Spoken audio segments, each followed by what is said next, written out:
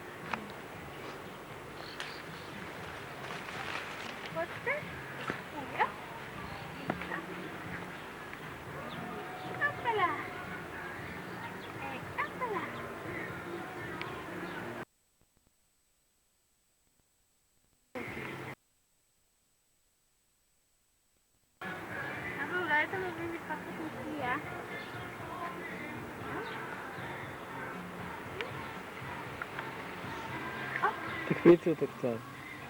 אין לי כוח. אה. אין לי כוח. אין לי כוח.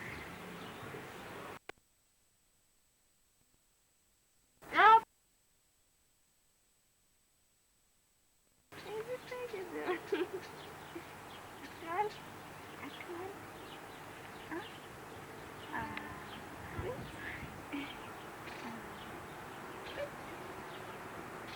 אופס.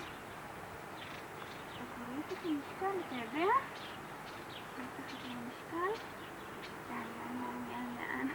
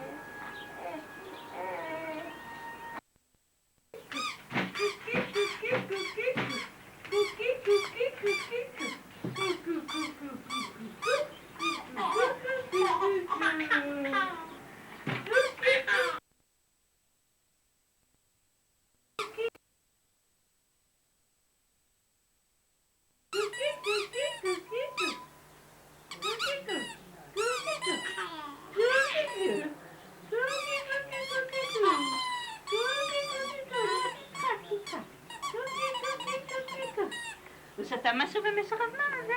כן. כן? כן. לא. תכף נעשה טקסט. טוב? נעשה לכולם תה, אני רק אכניס את הארנק שלי מעט.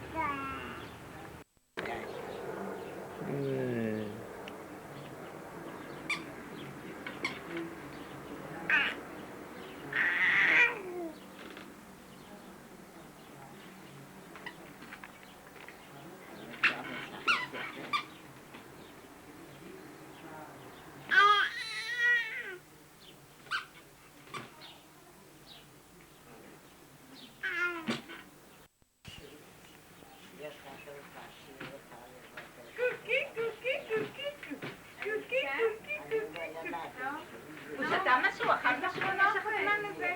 כן. כן. כן, מה הוא שתה? חלב? מה? חלב? מי נתן לו? אתה? יהיה לך נחמד. כן? יופי. עוד יש לך שמש בפנים. לא, זה בסדר.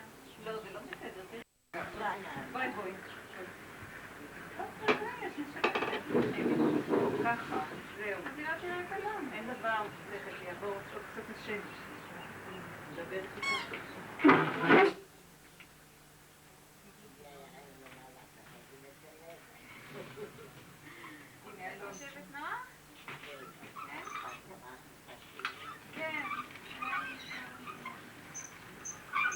רואים גם את אלון. היום באתי בגלל שאלון היה פה ואמא נסעה ותמי איננה ואבא לא רוצה להישאר איתו לבד. אז באתי לפה. אבל אני אתאר אותך שתראי את הבית שלי. מחר אולי.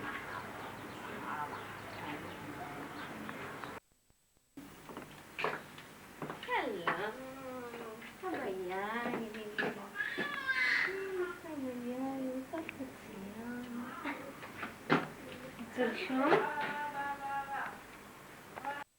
שימי אותו גם פה.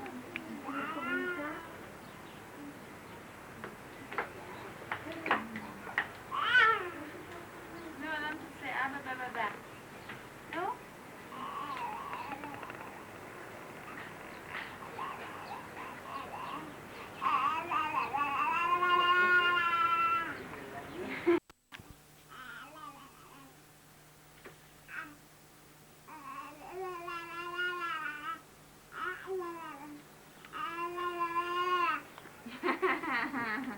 היי, קטן.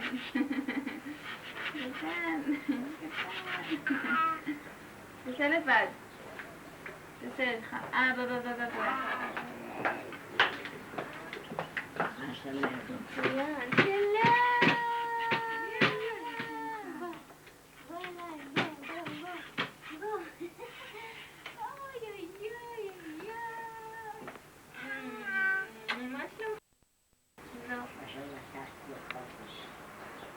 לא אותה לי עבודה. נכון?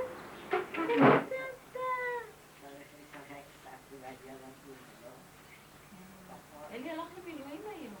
מה? אלי הלך היום למילואים. מה? בחודש ימים.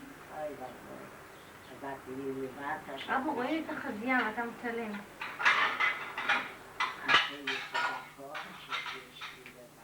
היום אני אשן פה, מחר אני לא יודעת מה. נכון חמודוי.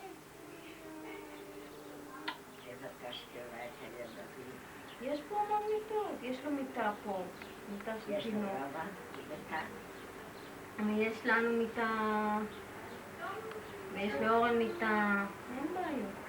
הכל בחדר אחד. עדי הבאה.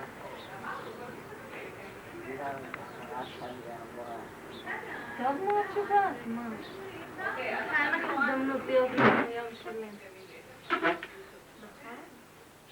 נכון? אני מקשיבה אותו, לבד לא יש. אני אציל לך את כל השיחים האלה. מה את נותנת? כל הנזלת.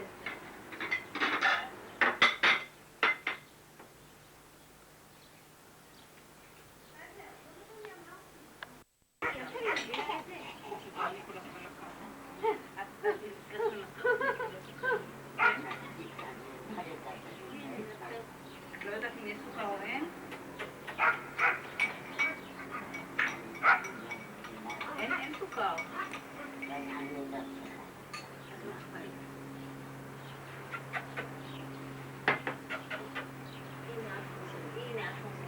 מה מנגנים את האף? יש פה איזושהי פחד. לא, אנחנו במתח, לשמוע קצת סיפור. זהו, ישבנו שעה, תשכח משקשים, ילדים שספו נורא יפה. לכן תגידי, בא לקח אותנו. ואיפה היה האוטו? ברכבת, פה. ואז נתן לי עוד צחתי להחזיק אותו רגיל, ואז באמת נשארתי גנה. ובאמת שבאות זאת אני לא אצליח להחזיק אותו רגיל. מה? לאף? יפה שלא צריך להציג את זה אולי. יביא שמרגשם רק...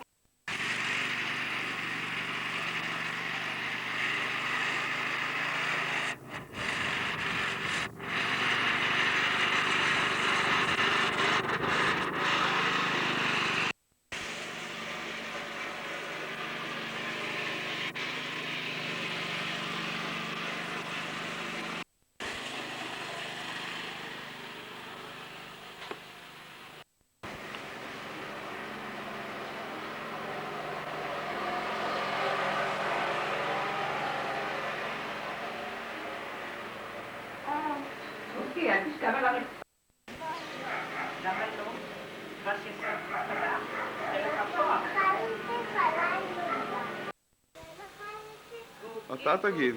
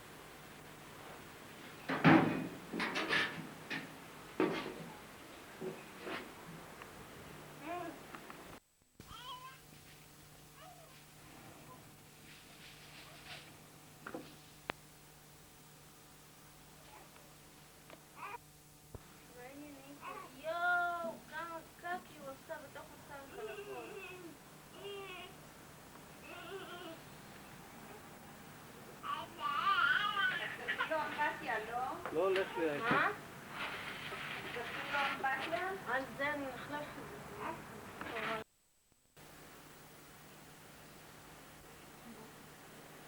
נחליף לך את כל הקקי הנוראי הזה, וואו. וואו, איזה קקי נוראי.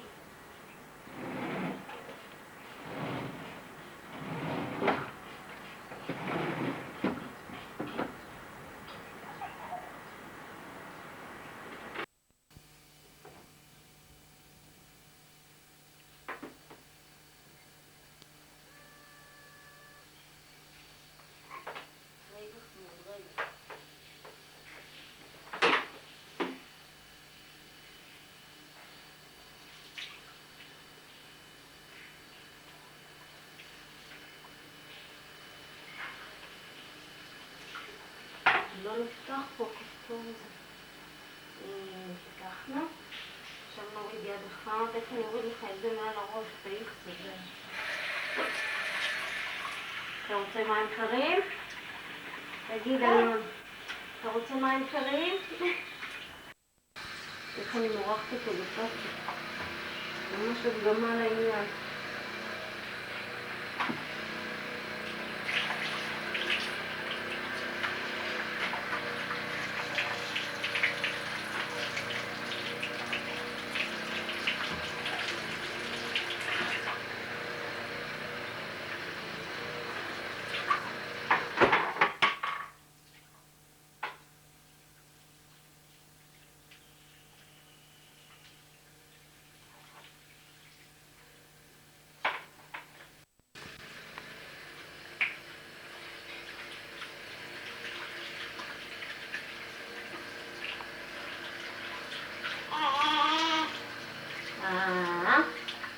לא ככה עכשיו. איפה אבא? איפה אורן? כן, אתה מבסוט לבא לי לבא. סבון עכשיו.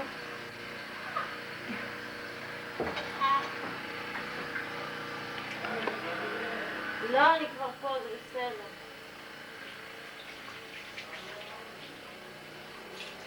לא, אין דבר, מה?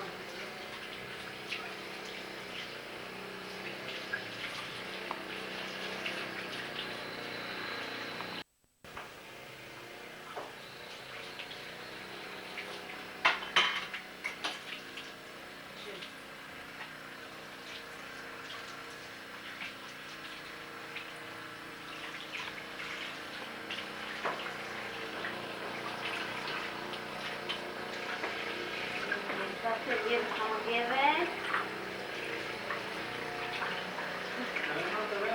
יואו! אתה צולל?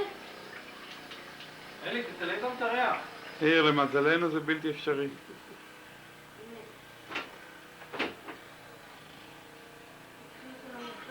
אל תסתירי את זה. אוי, שם מג'יק. שם מג'יק.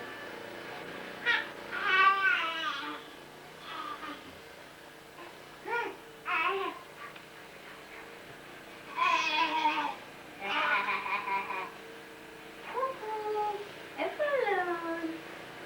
בוא ננגב לך גם פה.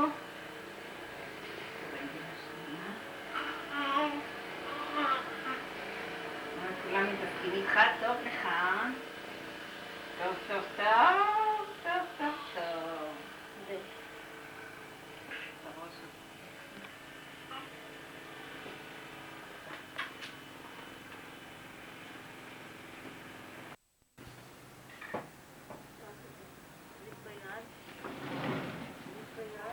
הופה.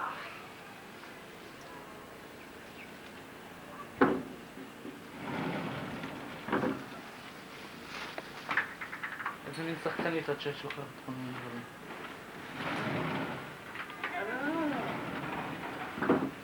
שלום, איך הייתה אמבטיה? יהיו חכמים? אבא, תביא לי משהו. יותר טוב.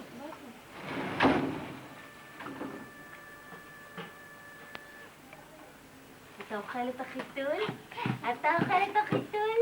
תגיד. שמן דובון בלה סבון, תן לי עם הנשיקה. עוד פעם לי עם הנשיקה. עכשיו אמא תיתן לך נשיקה?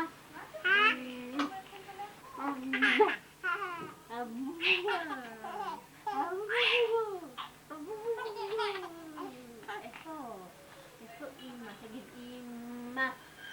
אמא, שלום, נשיקה. כן, בתינוקות.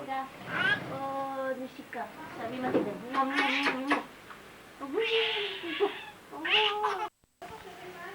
אנטיגה. אנטיגה. קח את זה. קח את זה. אופלה. הייתם בים? התרחצתם? לא? אז סתם הלכתם לבלות? נכון. לפגוש חבר'ה? נכון.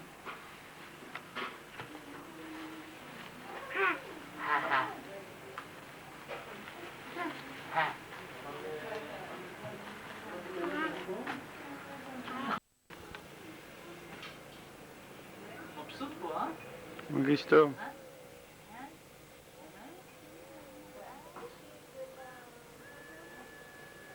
מי אכל אותו אלי? זה... פיל?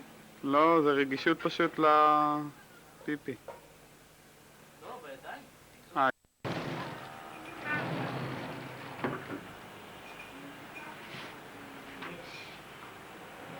יד, תן לי יד.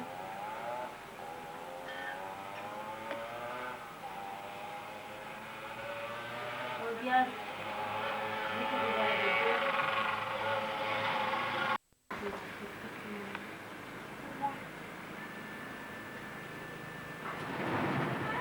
מי פה? אלון. אלון.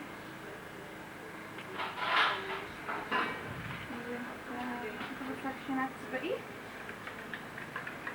תודה. שמה לב, אוריתי? מה? על הצ'יקמוק? הוא יושב. זה חדש? הכי חדש בעולם. חמוד לך. חמוד לך.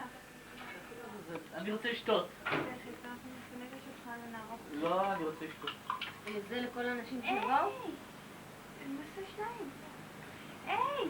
ממתי אתה יושב כבר? זה ילד גדול. גם יושב וגם עומד.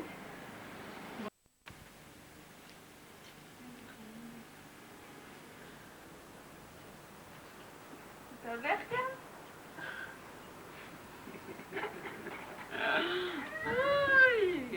אם זה עובד, אז אני לך עושה לה. לא, הוא נעמד לבד את מה... מוכן. שים רגליים. אבל שום דבר לא היה ארצות הברית וקנדה. כל הכבוד. יפים.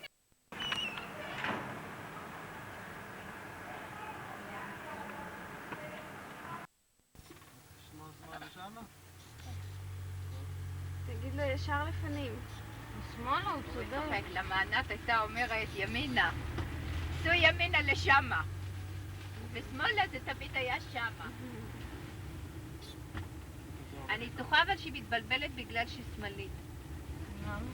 גם דורון שמאלי, את יודעת, והרבה מאוד פעמים הוא היה אומר לי, תסתכלי מצד ימין, וכשהייתי מסתכלת ימינה, הוא אומר לי, ימינה!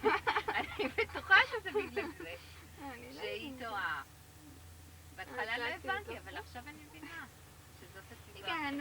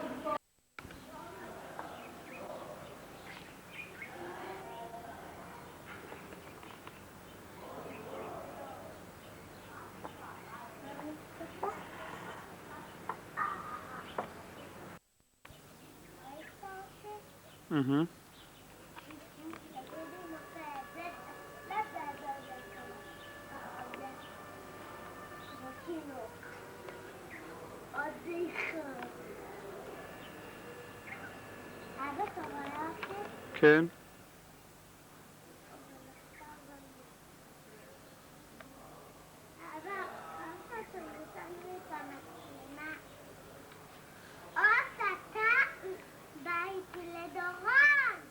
אני בא איתך לדורון.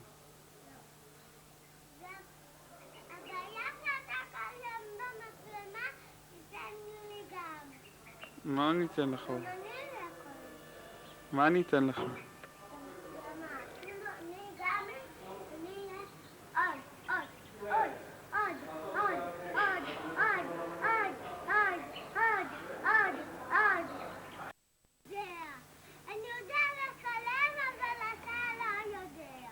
מה אתה יודע לעשות?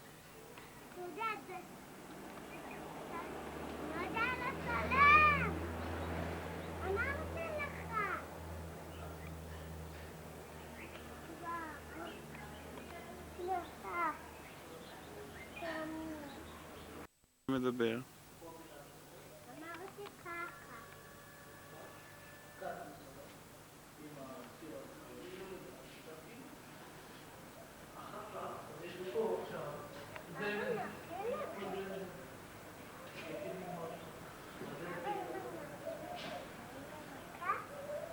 לא.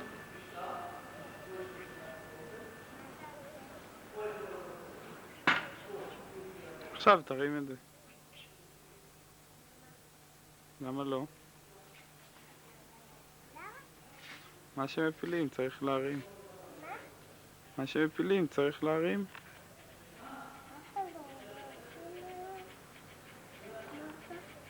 תרים את זה עכשיו, אורן. כן?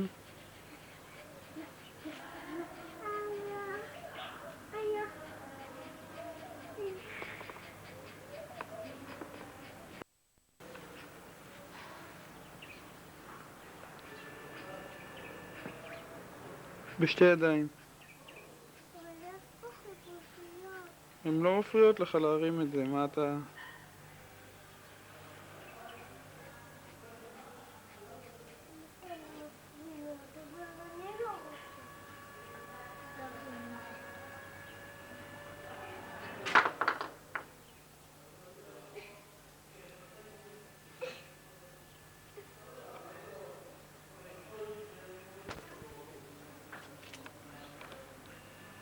אבל העיניים שלה פתוחות, סימן, היא לא נטע. אבל העיניים שלה פתוחה כזו, סימן נפל. יחידת משק, והיא לא צמודה, זה לא משק מים. היי. עשית את הקציר הקרוב? מקסימום נמוך שיכולתי, כי זה בפעם הקודמת, עכשיו... מה, זה נגד הפטריה? זה נגד פטריה? כן. אני יודע מה זה. זה יותר טוב ממנו. תסביר לה. מה, זה נגד הפטריה? כן. נגד הפטריות. ולא אורן פטריה. אבל אני לא רואה את יש מחלה עכשיו. אני לא רואה טוב. יש הצעות פה. זה ריסוס רביעי בעקשנות שאני אומר לך. ממש בעקשנות ריסוס רביעי.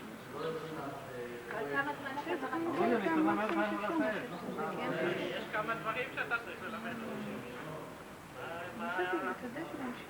אתה נותן לי כמה יותר זמן, תגיד על זה הולך יותר מהר, נכון?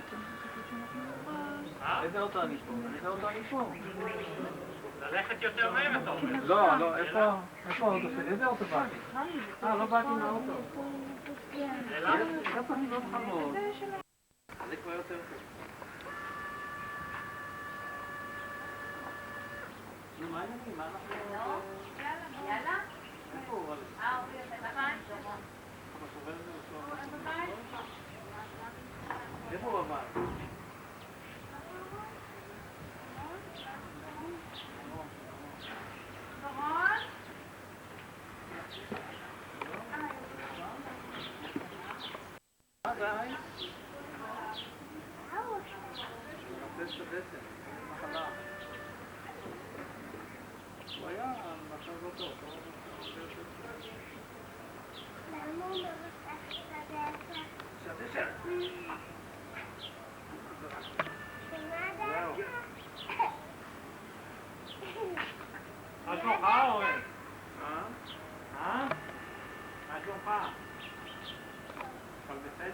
לך לפסח.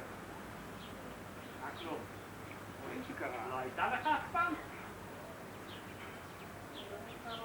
נדרש קטן.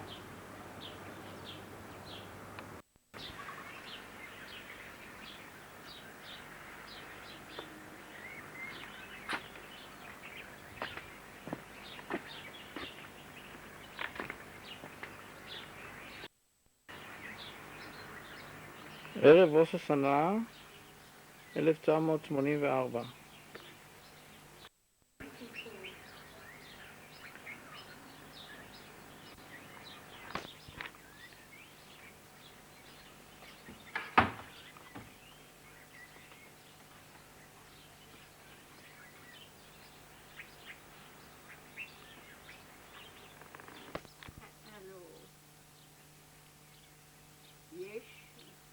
יש בתחת הצלילים, יש ארבע שיטות, 4 דוגמאות, ומן 4 דוגמאות יצרו 100 דוגמאות. מה השיטה הזו? מה? מה זה השיטה הזו? השיטה הזו, אני לא יודעת איך לבאר לך, זה לפני 300 שנה.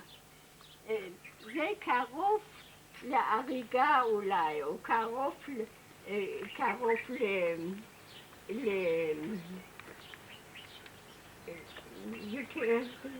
להריגה.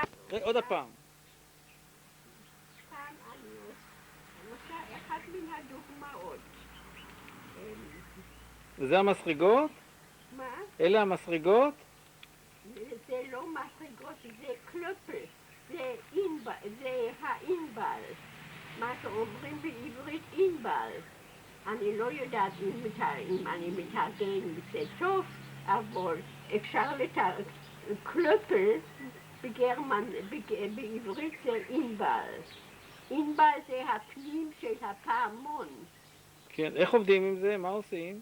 עושים זה, קודם כל, מעלים את זה עם חוטים. צריכים למלות את זה בדייקנות, ואחר כך שמים על זה חצאית, אומרים זה בעברית. לא. אנה קרלובה. את הצבע שלנו מאוד יפה. ובעצם עוד פותרת איפה שאני שגיתי. המעניין בדבר הזה זה עובדים בשתי ידיים, בבת אחת בשתי ידיים. זה נהדר בשביל כל אלה אנשים שעובדים רק עם היד השמאלית.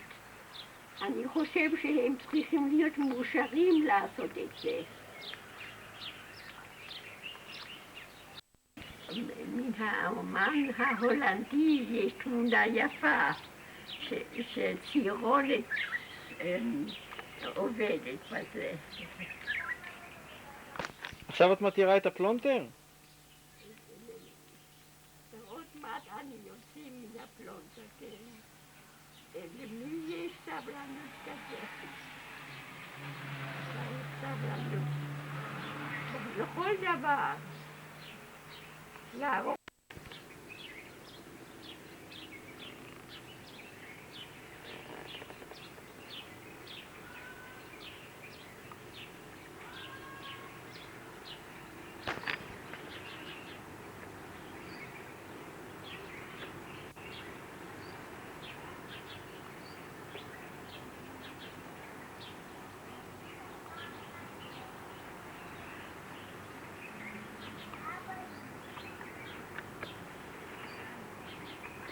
מה את אומרת?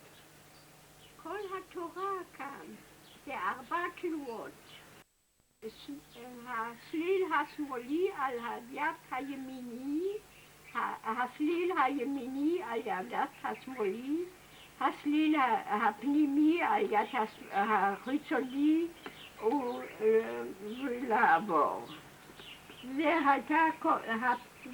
כל הפעולה, זה כל כל החוכמה, ומזה יוצרים את הדוגמאות. תעשי עוד אחד.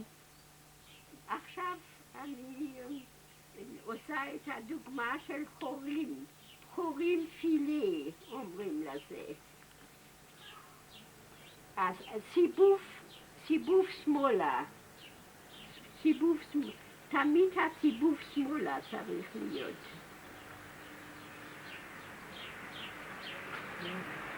בינתיים מסתבך משהו.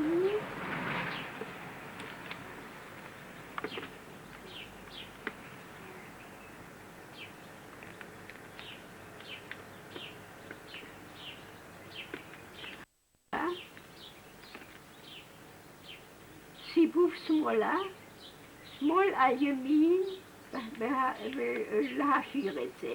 סיבוב שמאלה,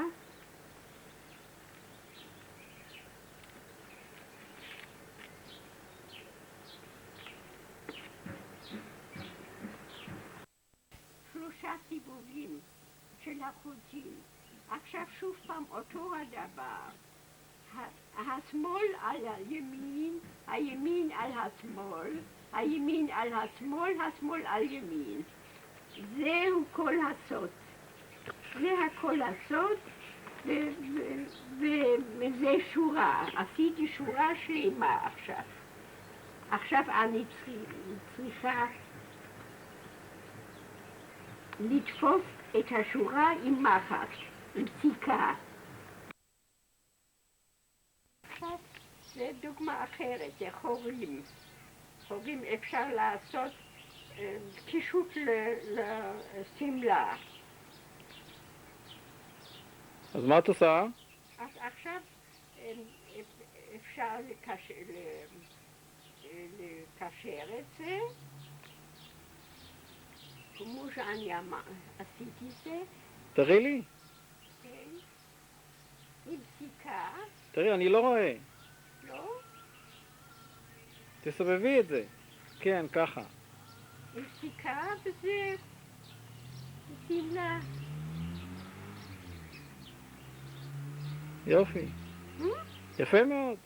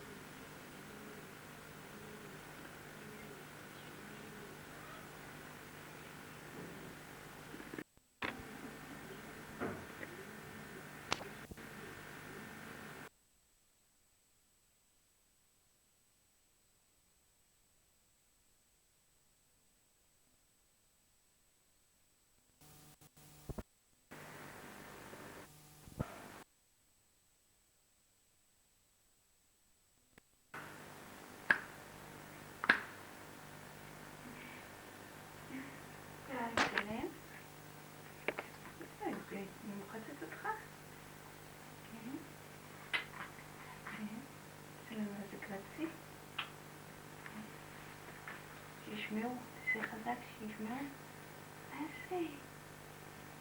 מה זה? מה עושה?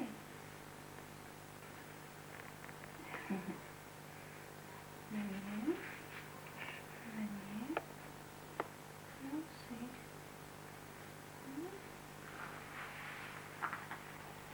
אתה מסתכל? עשה גרפים? יש לו טוטו של איטי לפעמים.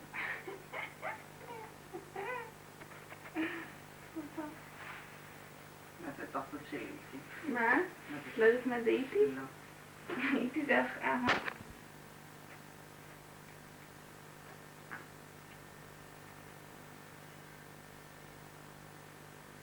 מה ולמה כאילו זה המצח?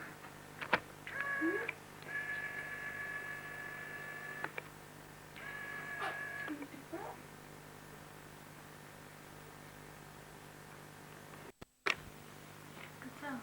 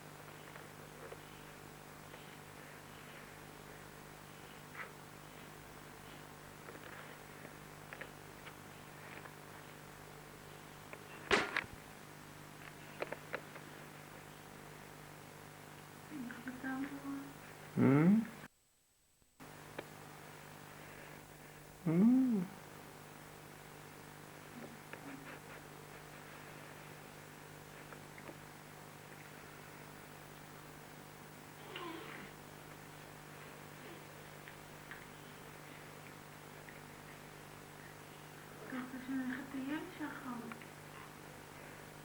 כן, זה שעת טיול.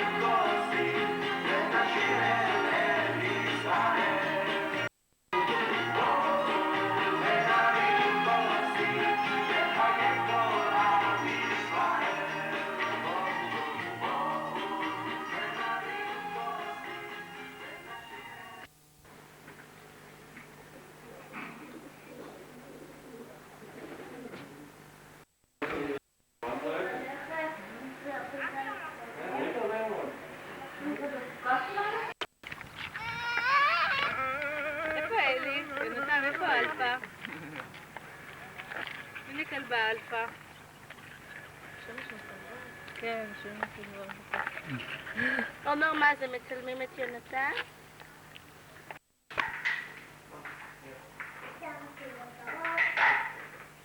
קח איזה מוזיקה, לא תצטרך רק להקים.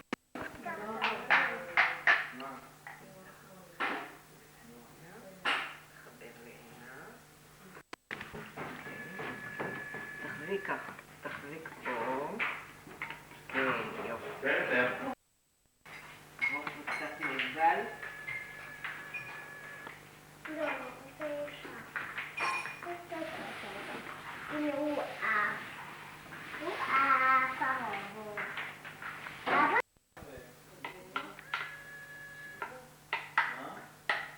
אבא, וזה הקרניים. וזה רובוט טוב. הוא זורע בגבשת, וזנב יוצא ארוך. המשחק הזה ממלא את כל הציפיות שתהייתי בו. לא, צריך לחבר. זה יכול לחבר אחד עם השני? יופי, עכשיו יהיה ארוך נורא. מה אין? אין רדיו?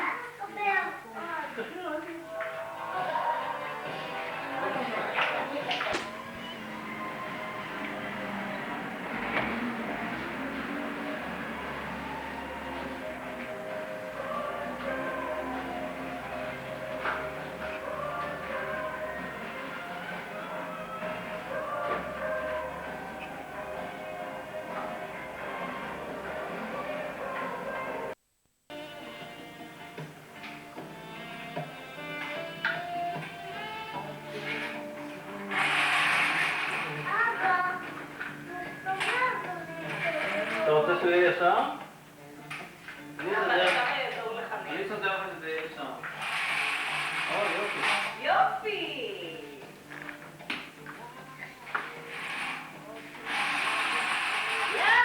שמתי לו רדיו גם?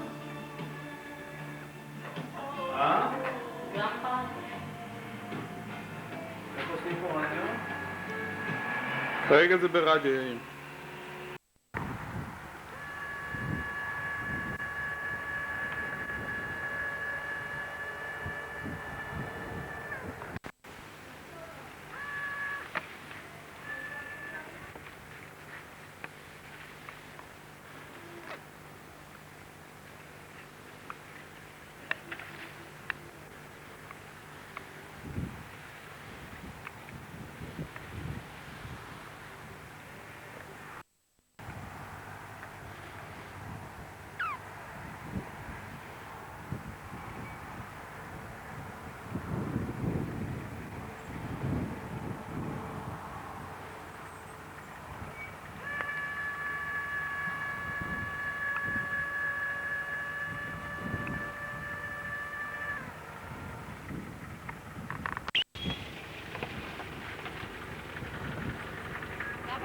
אמר, לא נעים לו להזמין. ומה יבואו, יאכלו עוגה ויביאו מתנה, לא נעים לו. אבל אני אומרת, אבל מה, אם אתה לא מזמין, אז אנשים נלווים, אלה שלא... אתה יודע מה היה הדבר הכי גדול בברית הזה? הפירות. אני לא יודע מי זה היה הפירות. לא, הפירות. היה המון פירות ופירות נהדרים. לא יודע מי דאג לזה, אבל זה היה... אז אני דאגתי מה זה מדאג. הנה. פירות, אתה דאג, הבורקס, זה היה אתה חלוקת עבודה שם. נו, קדימה. מה לי, ככה אני נראה בחיים? כן? ככה אתה ככה אתה נראה קצת יותר טוב. יותר טוב. קצת יותר טוב. הם מחדדים שם דווקא את עם מקאפ תראה יותר טוב. לא, לא, לא. דרון נראה טוב, רואים בחור צעיר. הפנים נראים אותך חיים. דרון נראה מצוין, דרון פוטוגני. אבל הנה, במציאות הפנים שלי.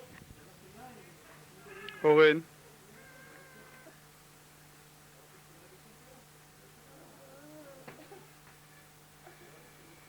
נו, גש של אלפה. אורן, מאיר. איך היא אוהבת אותך.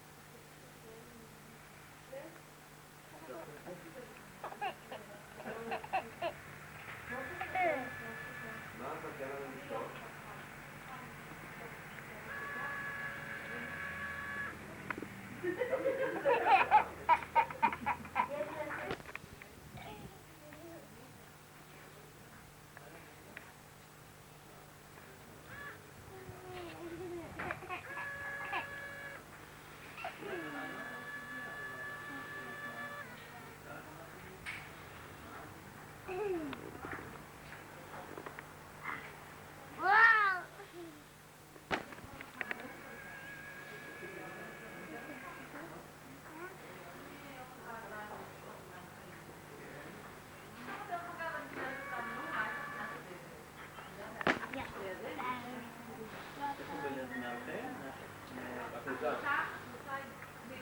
פנימי, צד ימין אתם. זה עניין ציבורי. כן, כן. של השוב. כן. זה שום דבר. בזמן האחרון, קצת הגדילו את התשוקה שלה. כן.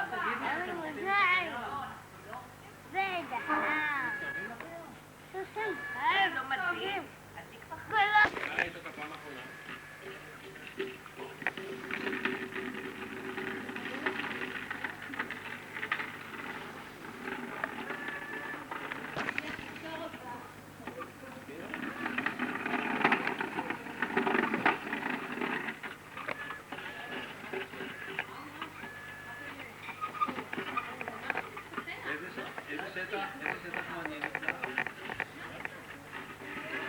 זה מוזיקה, לא?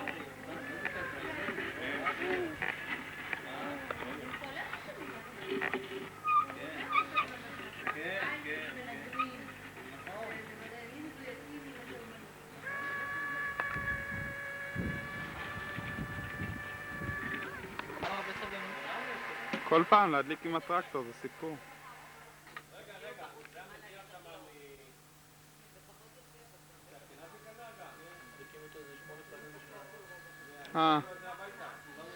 טוב, אני תמיד לוקח את החשבון איך זה אצלנו.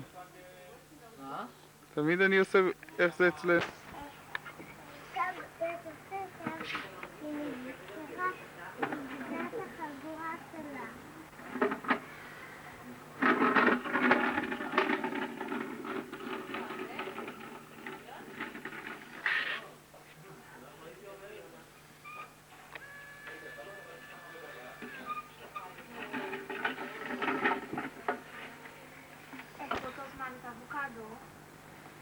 ולא תשב, ממש רואים הבדלים. לא משנה שקפה עשיתי. אל תגידי שאתה מצלם אותי עכשיו. תגיד, זה אחמד שמביא את הכיסאות.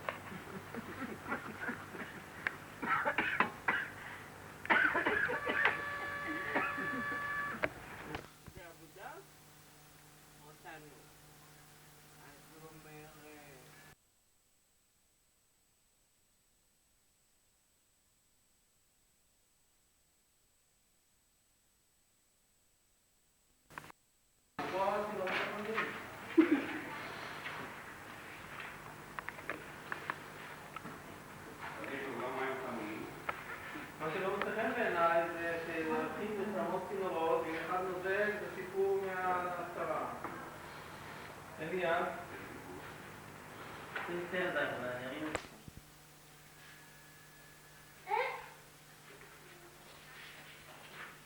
לאט לאט אורן.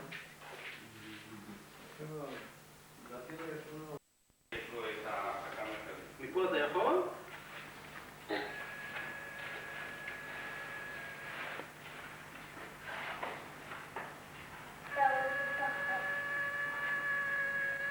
נו? הוא מסתדר אורן?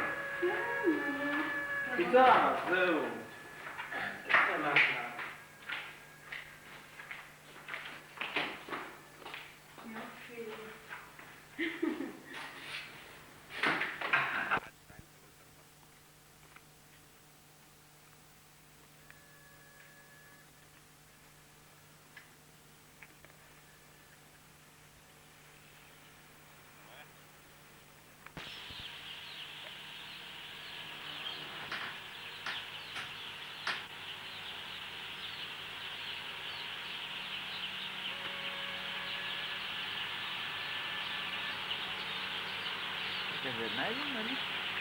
בצדים, כן.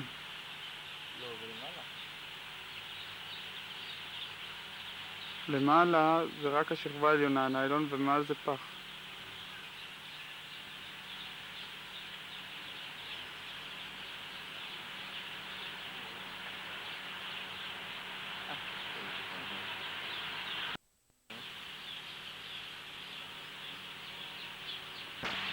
אנחנו לא עבדנו איתה, זה פעם הראשונה. אנחנו כל הזמן עבדנו עם יצורת. אלא שראיתי שזה כל כך דק, ולקחנו מנורדים.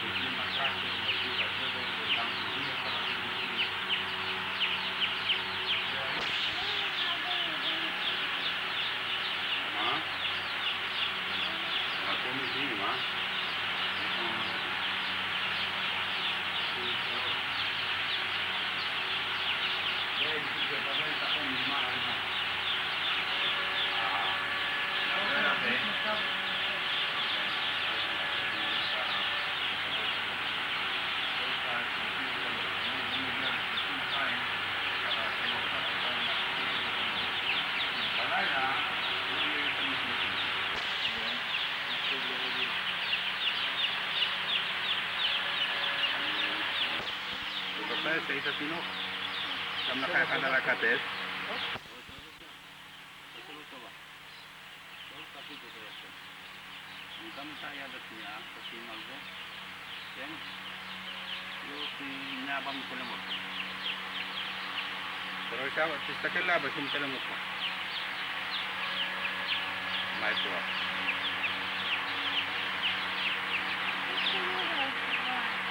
עמוד איפה?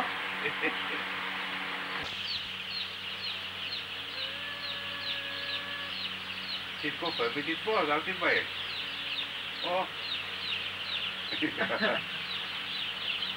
זהו, תפסת? יפה, איזה גיבור הילד הזה. הנה הוא תפס. ראית? איזה חמוד, האפרח.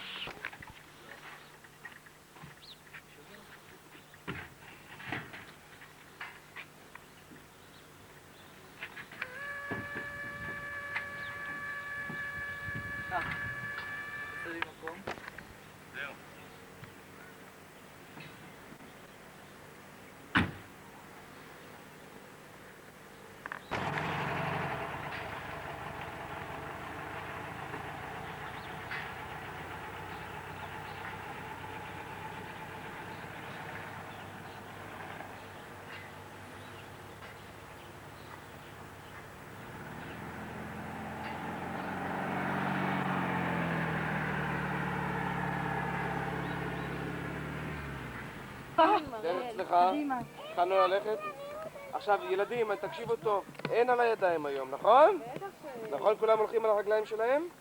יופי, תנו לי יד.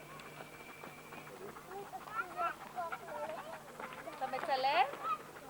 אלי, אתה מצלם? מה הוא מצלם? כן? הוא מצלם את הגב של האנשים? זה משגע שכל היום מצלמים. אלי, אם אתה חושב שאתה עושה את זה כל היום, אתה טועה. קדימה, לקפל. האגו שלי אחר כך יהיה כל כך מנופח לשנתיים. שביל טיול לנחל שרה. למערת שרה. בוא איתנו. שעה וחצי, 1.5 קילומטר.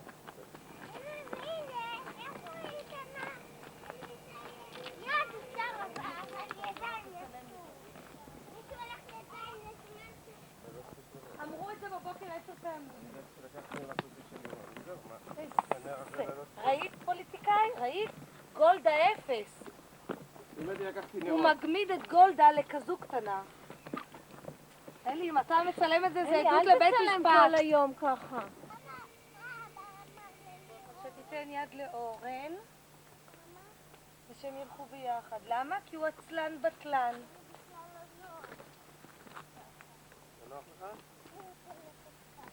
זה ממש מביך. מה, מצלם אותנו כאן? הוא מצלם אותנו במצלמה כל הזמן.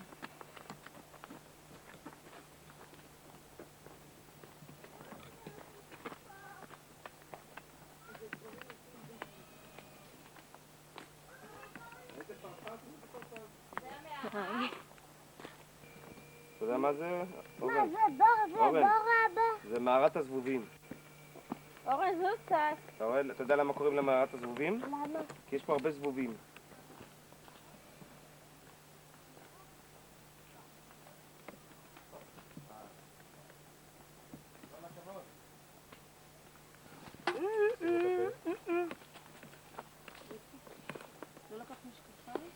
לא, הם נשארו באוטו.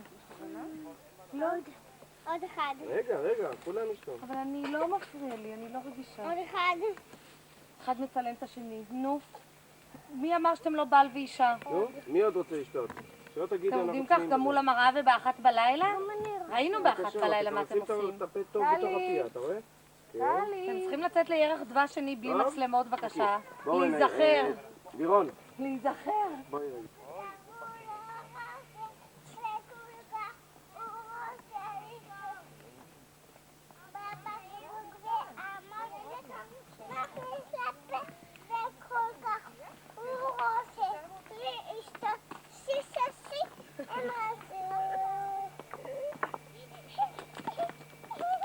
טלי, את מכירה את השיר? לארצי יש יום הולדת, אתם ודאי יודעים, אתם ודאי זוכרים, שנקרא הצלחים, ולכן כולם... פופו.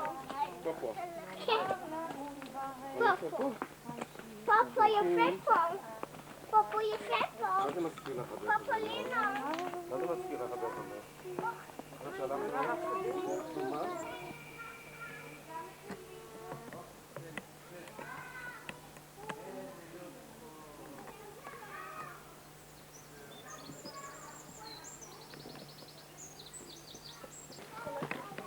מה זה מסתרק? פה יפה. תתחיל לפניי מוטי. בוא תלך לפניי, אז אני אראה. אליהו הנביא אוהב ילדים טובים, נכון?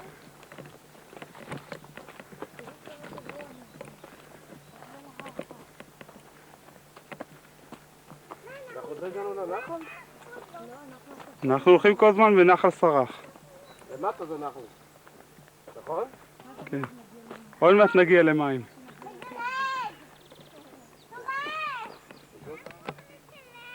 איפה הוא מצלם? כמה דם יש לו, גבי? אין דם הכל? אין דם הכל? כן, יש המון.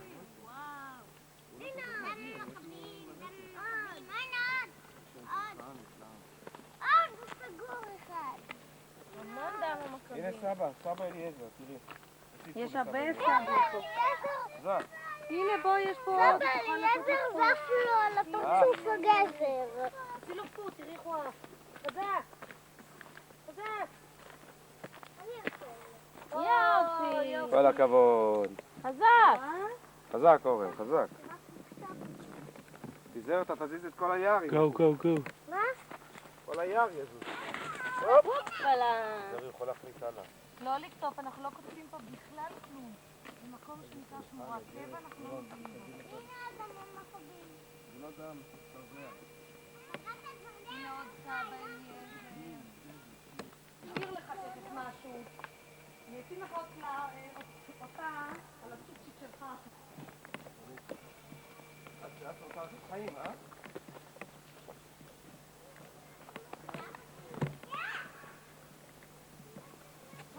קלטתי מה אתה אומר. תמי, לא הבינה. אני רוצה לשים מדבורה על הצ'ופצ'יק שלי. רוצה לעשות חיים. תמי גם הבינה.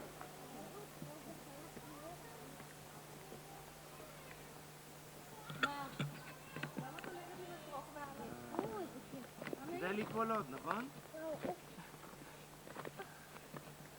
גיבור בן חי. אתה יכול לדבר? אנחנו רוצים לנוח? רגע, זה רק בגלל שאני מחזיקה גם את לירון פה. אלון נפל. עוד מים? נחת? יאללה, ממשיכים? לא שותים עכשיו, לא שותים. אורן נפל, הוא קיבל מכה בברך.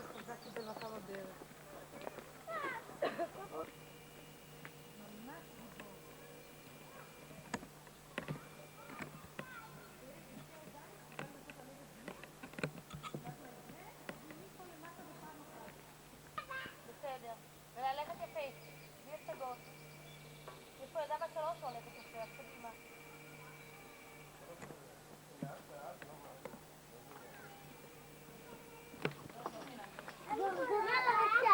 הוא בא אחרינו, רק כדי לצלם אותנו. גרגמל הרשע. תחזיק בשתי ידיים. ענת נראית גרגמל אמיתי, גרגמל. נו, קדימה, קדימה.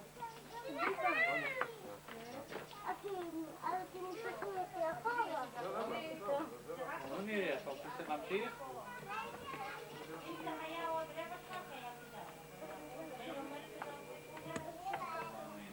אם זה קילומטר וחצי, כל הדרך, לא יכול להיות.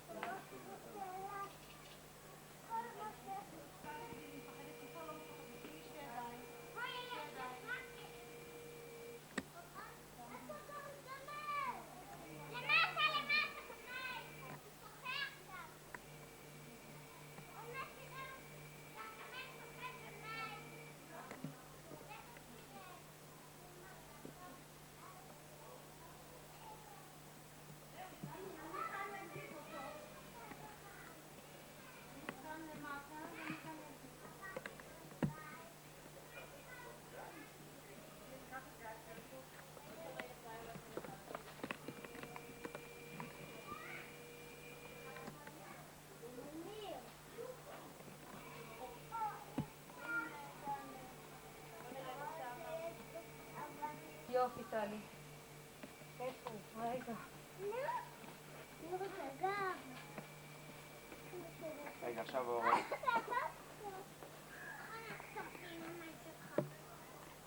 יש לו תלונות. די, אורן. תנו לי. קדימה, יד.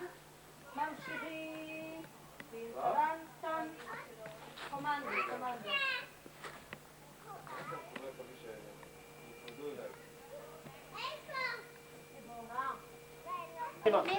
אני רוצה לצלם אתכם בפתח של המערה. סליחה. יש לי פנס. בסדר, הדלק? יש לי פנס. יופי. אורן בזהירות, לרדת. חכה רגע. אז אופן זה מסביב להם, תמי. ודי. גיא, חכה, אני עושה לך ולסבתא תמונה. אמא, תעמדי יותר בצד. הוא הולך עכשיו ולנו לא יהיה פנס בכלל שום דבר. אז בואי ניכנס לו, וזהו, הוא לא יכול לחכות לנו. מה אני יכולה? אז תגידי לו שיחכה לנו. עופר, חכה רגע. אנחנו כבר באים. אז איפה לאבא מים? טוב, אז אחר כך. עומר, חכה לי. אמא, תפסיקי לשמור עליי, אני הולך עם עופר. אבל תשאיר לנו פנס, מה זה? אני לא רוצה. אז גם זה, תדליק. אני יוצאת, אני לא הולכת. לי מספיק, יש שאתה רואה מערה, ממי? אנחנו יוצאים, לי זה מספיק, אני מצטערת. זה מערה, אתה רואה? הוא חושך. ראית איזה יופי במערה, גיא? להתראות, לא רוצה אותה. לא, לא רוצה. את רוצה ללכת גם? בוא נצא, הנה נצא. אז לא כדאי, עומר כבר 10 פעמים במערה. תעשה ל4 ספר.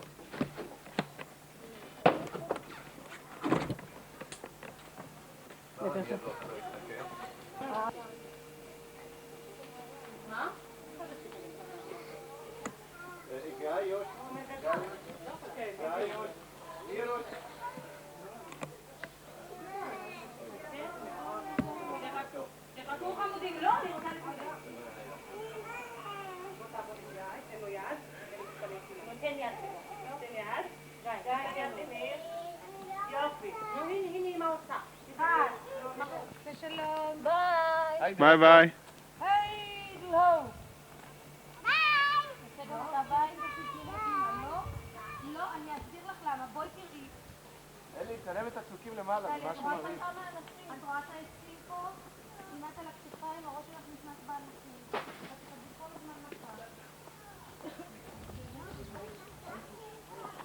אנחנו יוצאים לטלוויזיה?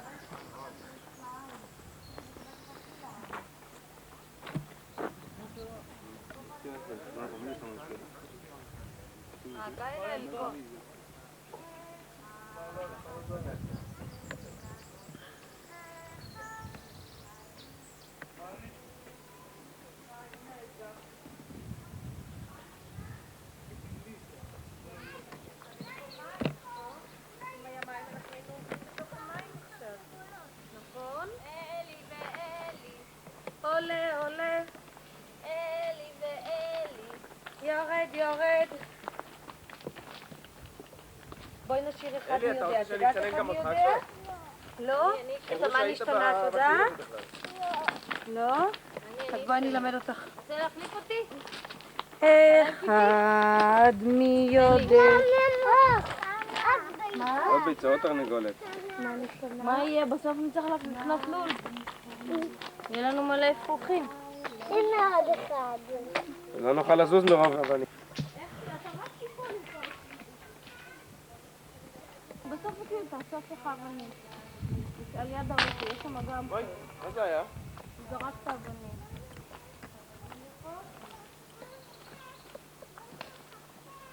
סימנים לפילipיות. יופי אתה יורד, שגרון.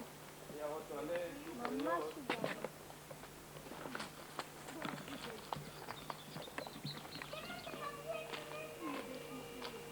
מה אתם רוצים את הקומה? מה אתם מחפשים לי? די?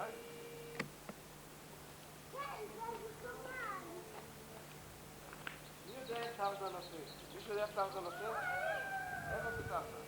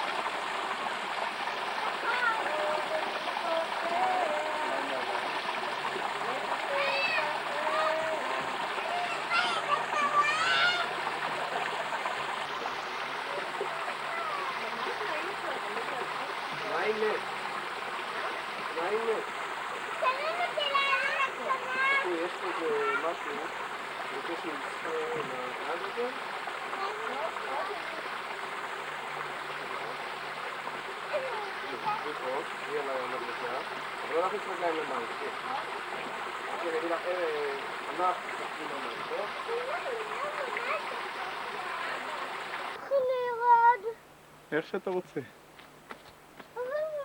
פה, אורן, פה, לך אל הסלע שם, פנימה. איפה שהשורש נכנס, רק שנראה את הגודל, תיכנס לשם. זהו, בדיוק. שנראה את הגודל של זה, איך העץ כאן פיצץ את הסלע, והוא הכניס את השורש שלו עמוק, עמוק, עמוק, עמוק, עמוק, והצליח להזיז את שני הסלעים העצומים האלה הצידה.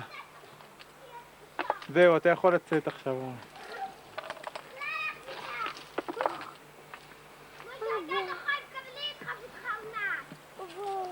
זהו, יצאת? איך הוא הצליח לפוצץ את הסלע?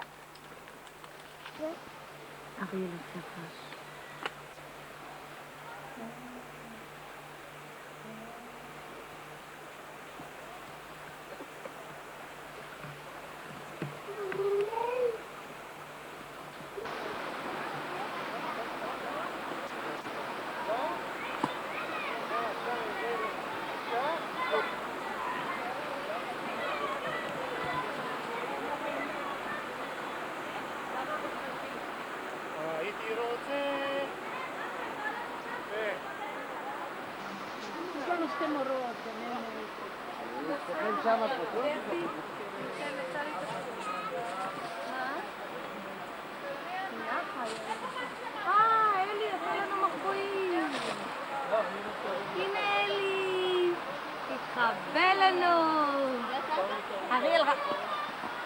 אריאל ראה אותך?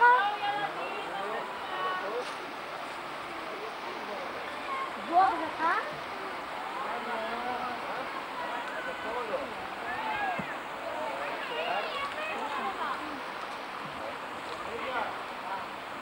כמה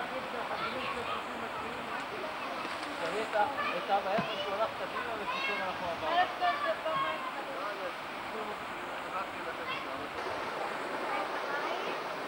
לא ברכה?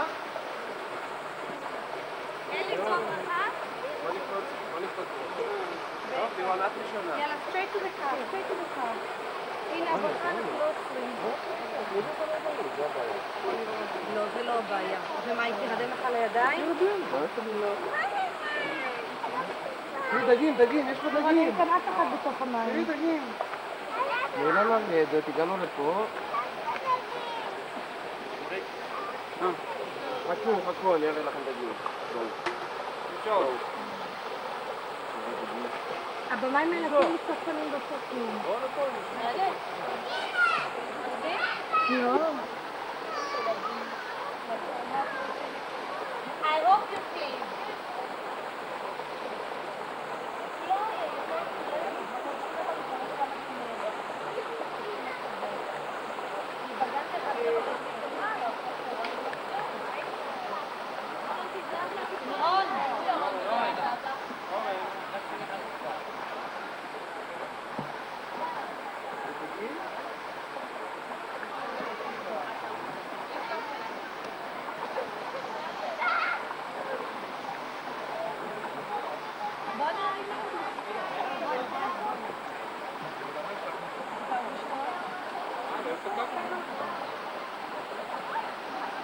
למה לא ישב לפה?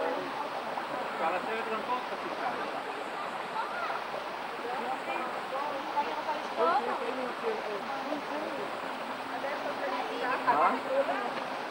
איפה? אז לא נצא מים לבד.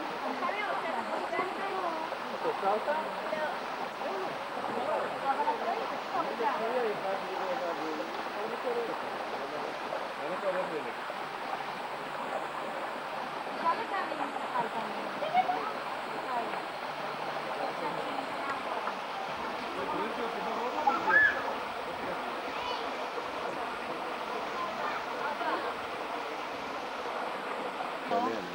על המשמו של פטי.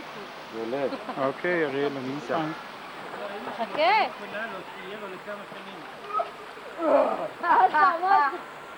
עוד הפעם. תראו את אבא שלכם. נראו אותו אחרי זה בבית. לך, נו, עכשיו. דרך הנחל אני מורידה אותך לאוטו. אבל למעלה. תעשה קינג קונג. יש המשך. Don't play with your lap. אני מפחד שיציפון. איך יורדים אבל דרך אגב? זהו, יושבים על הטוסיק וקופצים מבומס לבומס. איך יורדים? באותו היה כסף ירידה רק על הטוסיק. רק כשכבר הגיע לגודל הנכון, אז זה כבר הפסיק, אז זה כבר היה כל כך... נו עכשיו לירון, תורך. כל כך בנוי. תגידי לו שלא יתבלבל את הראש.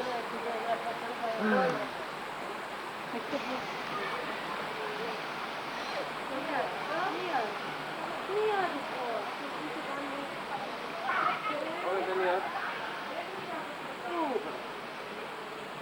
אני מסודרת?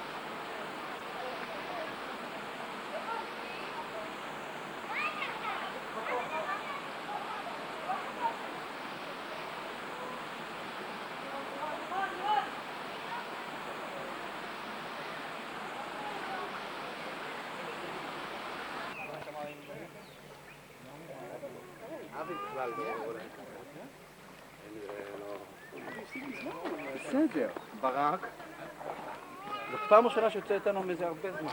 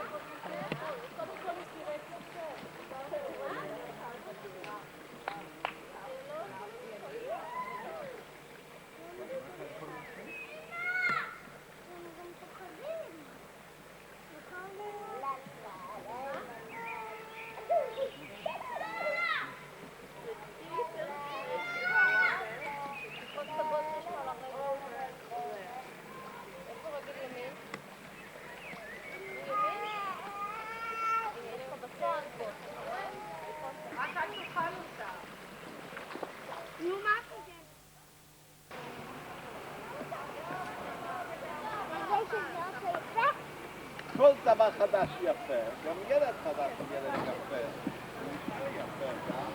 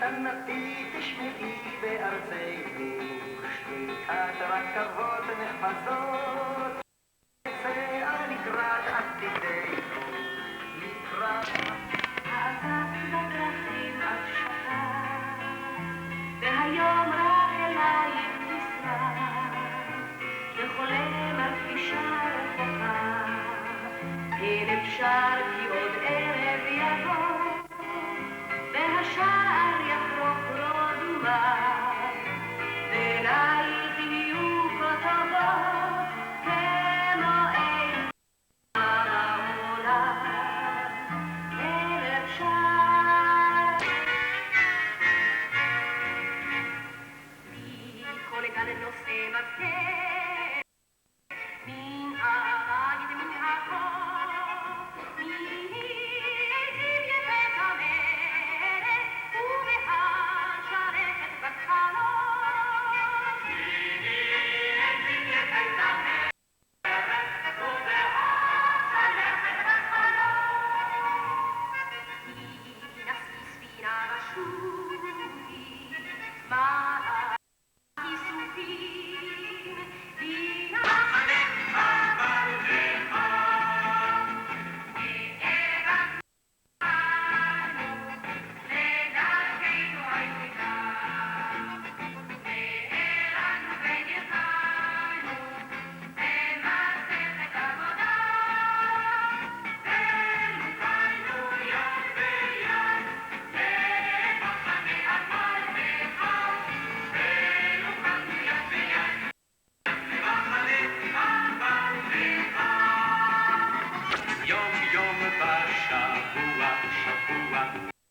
צפתית לא נותן קרדיט משחק בכל פרוע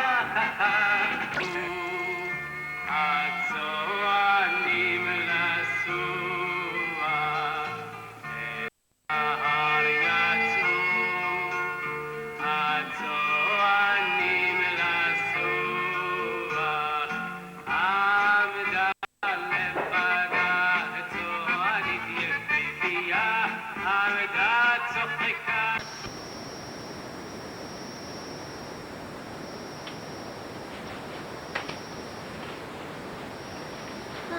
אז את תחסרנית אחרת, אומרת החמושה. למה? כי לחרת יש 3 זוגות רגליים. ובעקבים של 1, 2, 3, 4 זוגות. 4 בצד הזה ו4 בצד השני. אני אלא באתי למשפחת העקבים. החרקים יש 3 זוגות רגליים. אני 4 זוגות. ושני נוספים זה בטיח משי. בונים קדים זבובים. כמו שהעכביש שנמצא אצלנו בבית. ואל תספר את זה לאף אחד שיש לנו בחדר של העכביש. בסדר? ואכן כך הוא. העכבישה מותחת את רשתה במחסן, במרתף או מאחורי ריתים גדולים באחת הזוויות מתחת לתקרה. כשנתקע שם במרוצת הזמן אבק רב קוראים בני אדם כמו שהם גיגית על החזק כדי לעשות את ציבונה. אתה רוצה את זה? מה ידעת? עכבישה עכבישת הבית אינה סכנה לאדם, ואילו חרקים ביכולתה לשתק בארצה. אם היא נושכת חרק, אז היא חוטפת אותה, לא לאחוז בן בונה. שכן, אין דבר זה בעצם פה, אלא קצר הוא העליון של מים. תשתה גם. לשתה אינה דביקה כמו אצל הכבישים החיים בפעם. זה כדי שרק כפות הגדולים של הייצור המשמשים לטרף יסתפקו בשתה. הכבישה בפתח מועיל. הנה, קח את הכף, תוכל לבד. זה המנהרה, כן? הקצרה היא ממתינה למבקרים, שסופם להתעכב. קח את הכף. וזה בכל התיאור התלוי. שקית. ובוא נמצא. עוד פעם לא שתהיה מיד אחר כולו. הכבישה רואה בבעלה. אלון, מי זה? מנה יפה לאכילה. יכולנו את עצמו מודל, מעורר אימה של הכביש. כך שים בפה. ברגליה הולכות ברזות, היא רצה בגבולו על גבי המפתיע. תאכל לבד. שבו תאכל את קורבנותיה ללא הצלה. מה היא עושה כשבאה אל הקורבנות? שים בפה. קורבנות זה הזבוב שנתפס בקורי אתה רוצה מים? אני צריכה לבוא מים. אני משחקת אותו על ידי ארץ.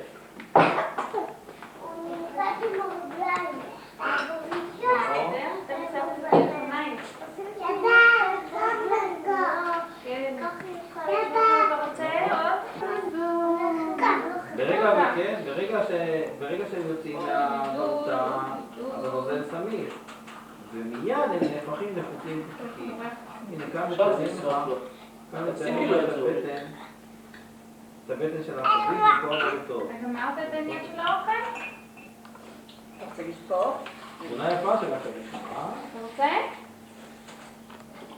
מאכלים חביבים עליה, זבובים וחלקים שונים, אבל ליטושים, אצלנו יוחלת ליטושים בעיקר. הנה, עכשיו, יש לך פה. כאן יש.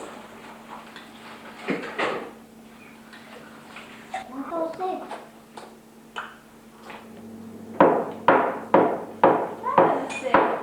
ציפורים יפות לעבור את החניות. סבא, בוא תראה איך אלון אוכל. אלון אוכל שועית. אלון, אתה אוכל? שועית הוא אוכל. אתה אוכל או לא? כן. אלון, אתה אוכל? לא. כבר לא?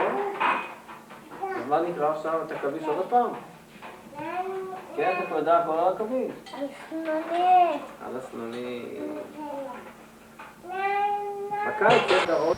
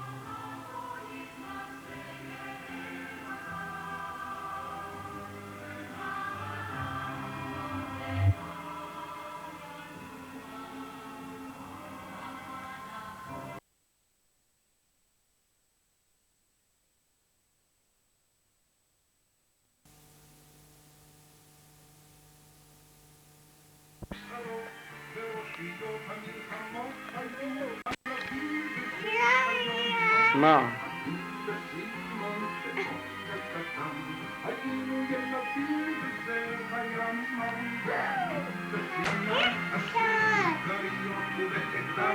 זה בסדר, זה בסדר.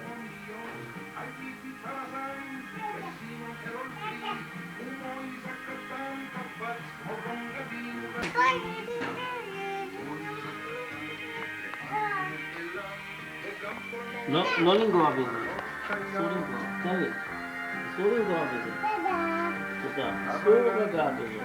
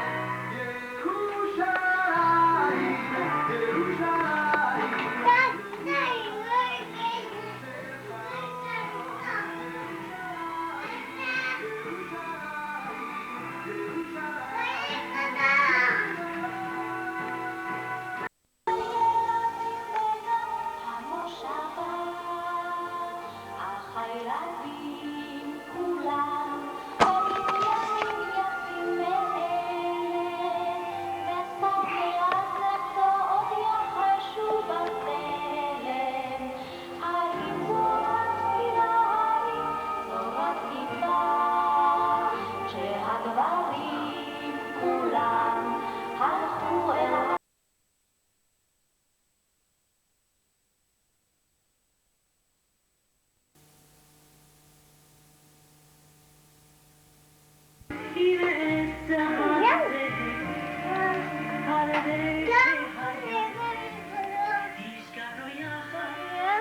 שים שמה.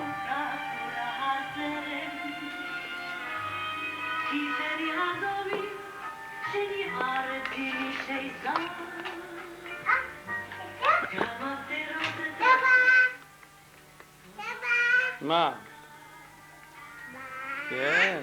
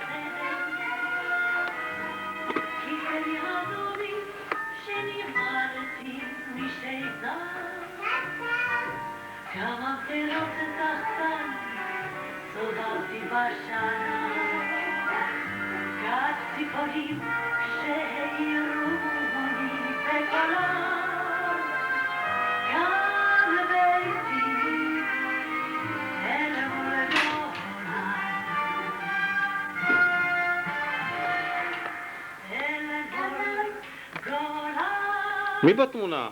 מי זה בתמונה?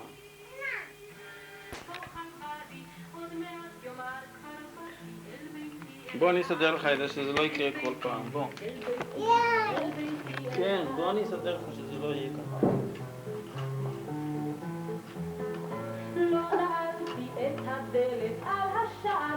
זהו, עכשיו זה כבר לא יקרה.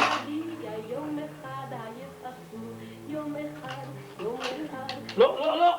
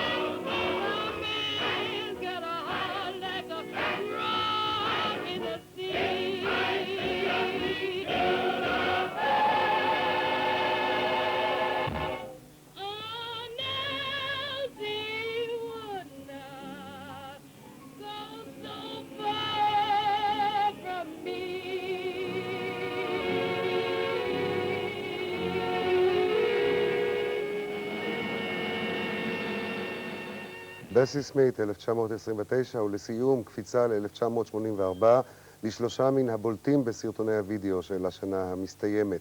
והשלושה שבחרנו להראות לכם: תומאס דולבי, היפר-אקטיב, את עוד יכולה לחשוב, להקת המכוניות, והסרטון המופלא של פול סיימון, רנה וז'ורג'ט מגריט עם כלבם אחרי המלחמה. שימו לב.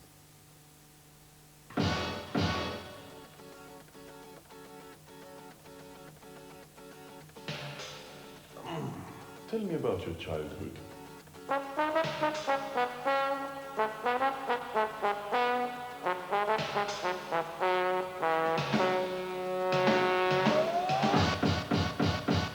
At the tender age of 3, I was hooked to a machine just to keep my mouth from spouting junk.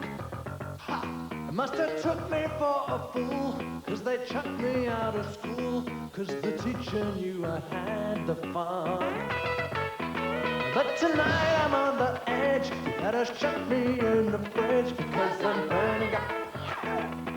I'm burning up. With the vision in my brain, and the music in my veins, and the dirty rhythm in my blood. They are messing with my heart, and they're messing with my heart, and they're messing with my heart.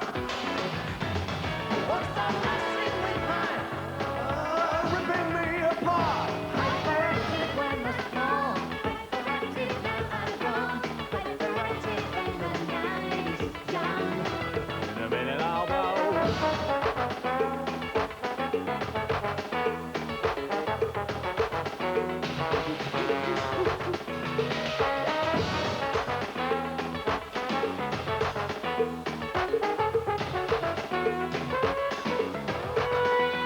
And they're messing with my heart. So how long have you been having these delusions? Keep on messing with my heart. Please tell me more about your mother. Ripping me apart. Set apart and on the floor. Messages from outer space. Deep heat for the beat. The rhythm of your heartbeat. 'Cause music of the street isn't any appetite. It isn't any appetite. Rapper, rapper, rapper.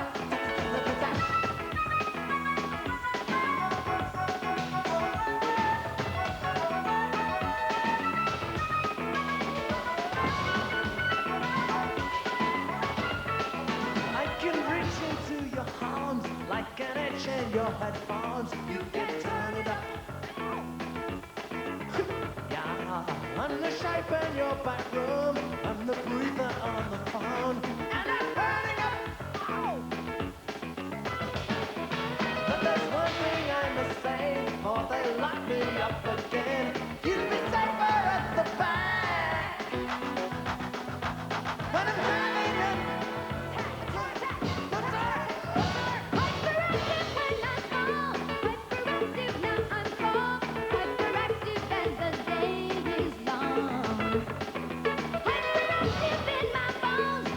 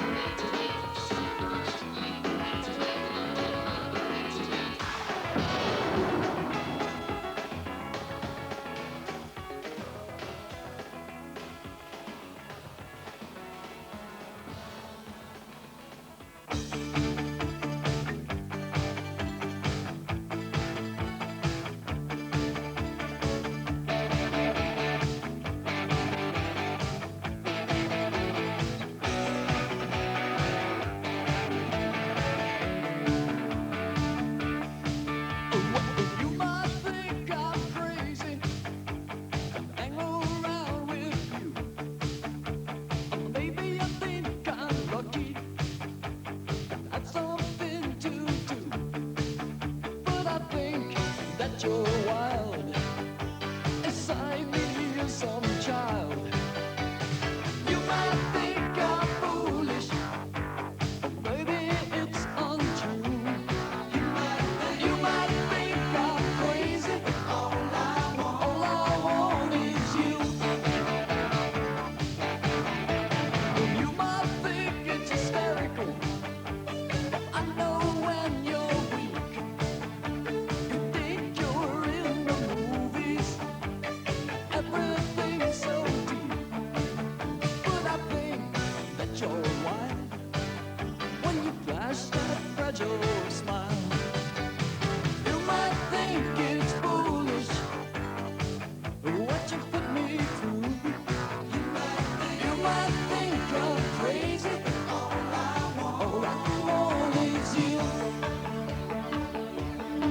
And it was hard, so hard to take. There's no escape without spring. But you kept it going till the sun fell down. You kept it going.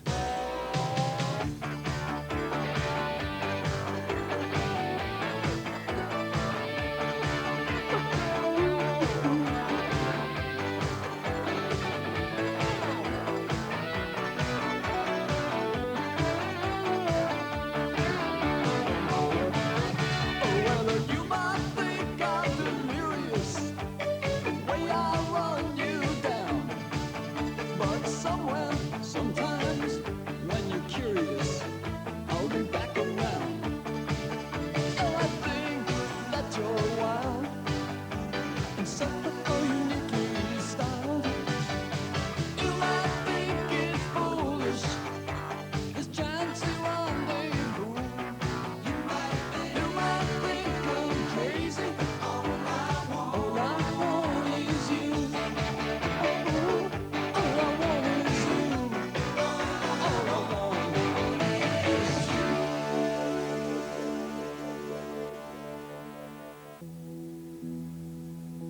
Return to their hotel suite and they unlock the door. Easily losing their evening clothes, they dance by the light of the moon. To the penguins, the moon glows, the Oreos, the five satins, the deep forbidden music they've been longing for. Renee and Georgette agreed with their dog after the war. Renee and Georgette agreed with their dog after the war. We're strolling down Christopher Street when they stopped in a men's store. With all of the mannequins dressed in the style that brought tears to their immigrant eyes. Just like the penguins, the moon glows, the Oreos, the five satins, the easy stream of laughter flowing through the air. Renee and Georgette agreed with their dog, I pray like air. Side by side they fell asleep. Decades gliding by like Indians, time is cheap. When they wake up, they will find all their personal belongings have intertwined. Whoa, whoa, whoa. Renee and Georgette agreed with their dog after the war. We're dining with the power rating, and they looked in their bedroom door. And what do you think they have hidden cabinet cold of their hearts. The penguins, the moon glows, the Orioles, and the fire samurai. For now and ever after, as it was before, Renee and Georgette Magritte with their dog after the war.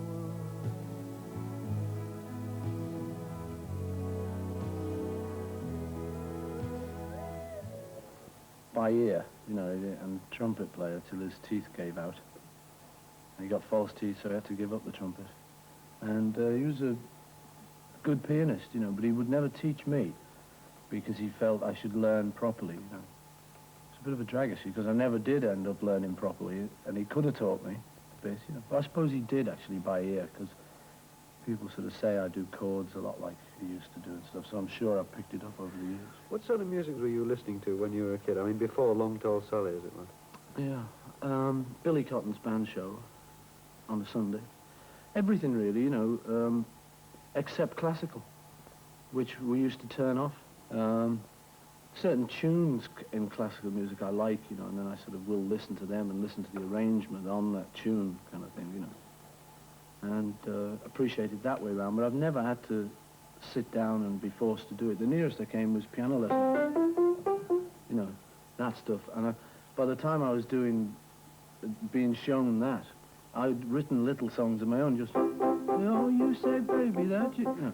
Oh, it was only just one chord plunking away, but I didn't like to have to come back to the discipline, just that kind of hard, rigid discipline of this, which was going to make me into a great pianist. I wasn't interested, really, you know, I just wanted something to plunk along with.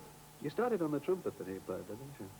Yeah, because my dad had been a trumpet player, and round about that time it was the thing, you know, it was like Look Back in Anger, and I got one. But I worked out that I couldn't sing and play trumpet. That was the complication. So I never really got into that. I swapped it for a guitar, which was right-handed, and I couldn't work out why I couldn't play that, because I'm left-handed. I got it home, you know, and it was never going to make it, you know, because it was the wrong hand. Got to use the hand that you're good with to vamp with. That's how people normally do it, anyway, because you sort of rhythms there, you know. So I worked it out, turned it round, turned all the strings round, you know. I was off, you know. Then I wrote a little song on that guitar. It was the first song I wrote, called I Lost My Little Girl. And it was 3 chords. I haven't got a guitar, but just the idea was just the kind of...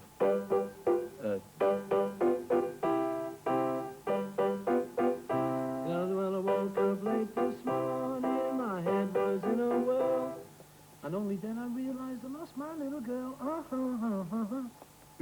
Well... yeah. All right, actually. I think you better release it. Just 3 chords, you know, G, G7, and C. What about singing? You mentioned that you'd started to sing. Did you say, I'm going to be a singer? Was it as clear as that, or did you just arrive at it? No, I say my dad probably was a very big influence, really, you know, because as kids, he would play the piano and stuff. And he'd sort of teach us things like harmony. You know, he'd sort of say, that's a harmony to that. Just not officially, you know, but he'd sort of say, you know, you hear when I'm singing that, now if you keep singing that and I sing that, that nice little noise you're hearing is called a harmony. You know? And in our family, it's a bit like the Welsh people. You know, they naturally, at a football match, they'll sing all the descants. Da, da, da, da, da, da, da, boom, boom, boom, boom, as the others are holding it. You know, it takes a bit of musicality to know to do that. It's not every race on earth can realize you should stay there while the others come up with the bass notes. The interesting thing was when you started talking about music earlier on, the first thing you talked about was actually writing it, that you wrote a song. How old were you when you wrote your first song? I think about 14. The main thing was that I knew this thing went against this. Like, that was the sort of little harmony thing that I'd got probably from my dad and from my own music and stuff.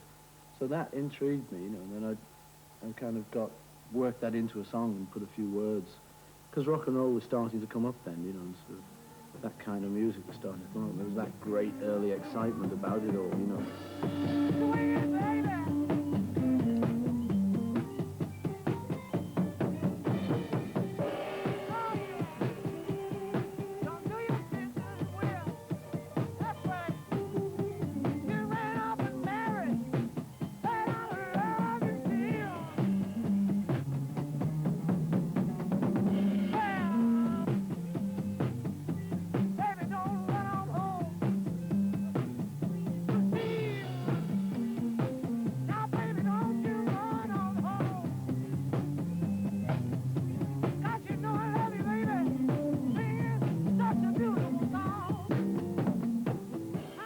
Just a big electric atmosphere, really, wasn't there? You know, it's that thing where the kids know about something that the grown-ups don't know about, and that gives it a totally magic air.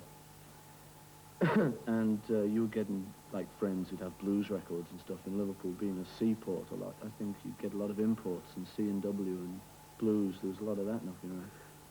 Because and, then Chuck Berry and What Did I Say, and Ray Charles, What Did I Say, and stuff like that. And Elvis, of course. Yeah. Did you start imitating Elvis then, and Elvis and yeah. Cliff Richard and all that? Yeah.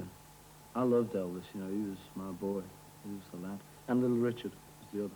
Did you feel that it was very much the music just of your generation, and that even to sing it and to take it on and to do it was to begin to do something rebellious and you know, it never felt rebellious to me. There was just the music was never. I never thought it was rebellious. My dad didn't particularly like it, but he'd had all stories about how his dad didn't like his music, because he was playing things like Chicago, Chicago, and his dad was saying, "Oh, tin can music, son," you know, because his dad was a brass band player. It actually goes back the music line quite a way. He used to play an E-flat bass in a brass band, and he didn't like what my dad was playing. So my dad was very tolerant with all of that. He knew I had to do something funny that he wasn't going to like, kind of thing. So he was ready for all that.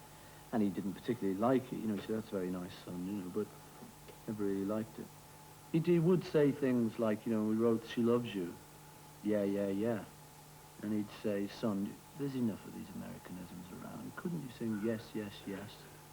Just for once, you know, couldn't you? You don't understand, Dad. It can't be yes, yes, yes. It can't, it wouldn't work. Are you sure?" You know, and all that. But, you know, that's great. That's Dad's, isn't it? You know, like, can you sing yes, yes, yes? You know, that's so typical. When did you really make up your mind that you were going to have a go to be a writer and a singer? I don't know. I suppose from when I first wrote my tune, I must have been starting to make up my mind, because then after that I got together with John. And was that a big... that was a big thing in the writing thing, yeah. Although, like, we used to just sag off school together and kind of go back to my house and where there wasn't anyone in the afternoons, and we'd go there and smoke Twining's tea in a pipe, one of my dad's pipes, and it didn't taste bad at all, actually. And, you know, we'd sit around smoking that stuff and have a little bang on the piano. We had a stand-up piano by then, and we had guitars, and it was mainly kind of Buddy Holly stuff, because he had the least chords. And we wrote about 100 tunes then. Really? Yeah, before actually getting Love Me Do published. I've got a little old book somewhere, and it's good actually. It's got little things like ooh-ah, angel voices, and all the directions and stuff. Yeah. We wrote quite a few songs, Too Bad About Sorrows, Just Fun. They're all very, you know, too bad about sorrows, da da da da da da, ooh-ah, ooh-ah. You know, all very... How many of those 100 songs you've composed then have you recorded? I don't think any of them. It was sort of just like a period before, it was like an apprenticeship almost, kind of self-imposed apprenticeship, where we then eventually got one, Love Me Do, I think was the only one came out of that whole period. Did it stand out, or did it happen to come out because you composed it at that particular time? It just came out, and it seemed the most likely one to do with the group. John had the harmonica on it.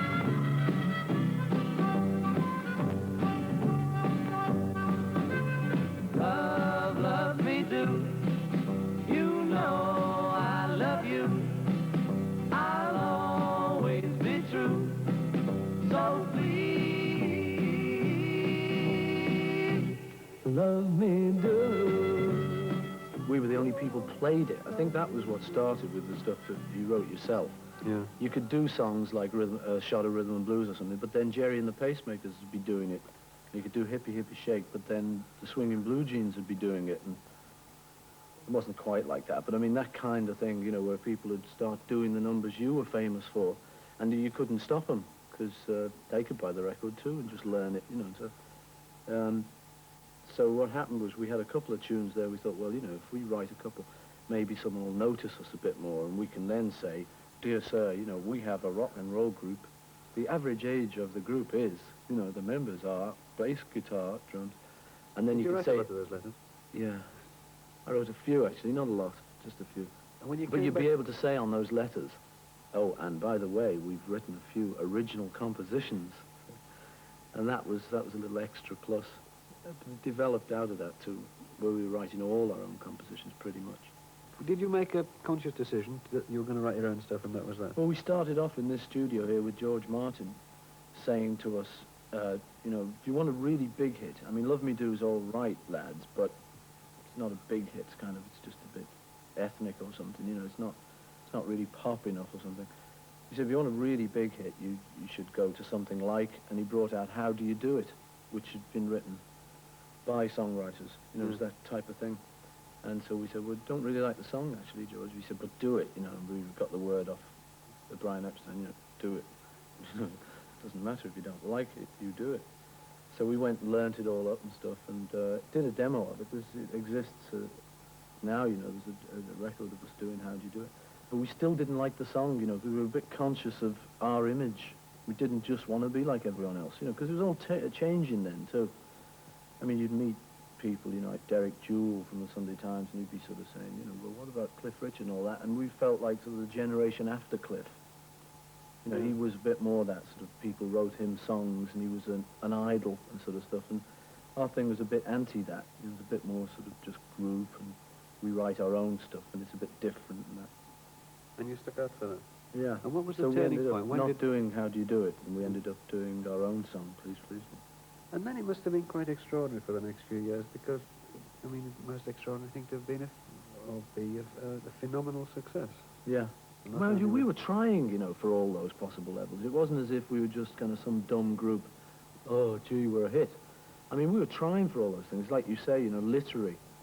I mean, there was John writing his own book, you know, trying to be a literary person. You know, we were trying to impress the people from the Times and your upper crust, you know. I mean, we were trying to not come out as just dummies. So we were trying for stuff that was a bit poetry and a bit this and a bit artistic and a bit new and stuff. We were trying to be big in America, for instance. See? I mean, like, you had a lot of groups who'd gone over to America and who'd played 5th on the bill. People who were really top here had gone over to America and played 5th or 20th on the bill. Tommy James and the Shondells, who were sort of big then. Never heard of them here much. So we said, well, we'll wait till we get a #1, then we'll go to America, because that's the way to do it, which it was, you know, because we arrived, and we were huge.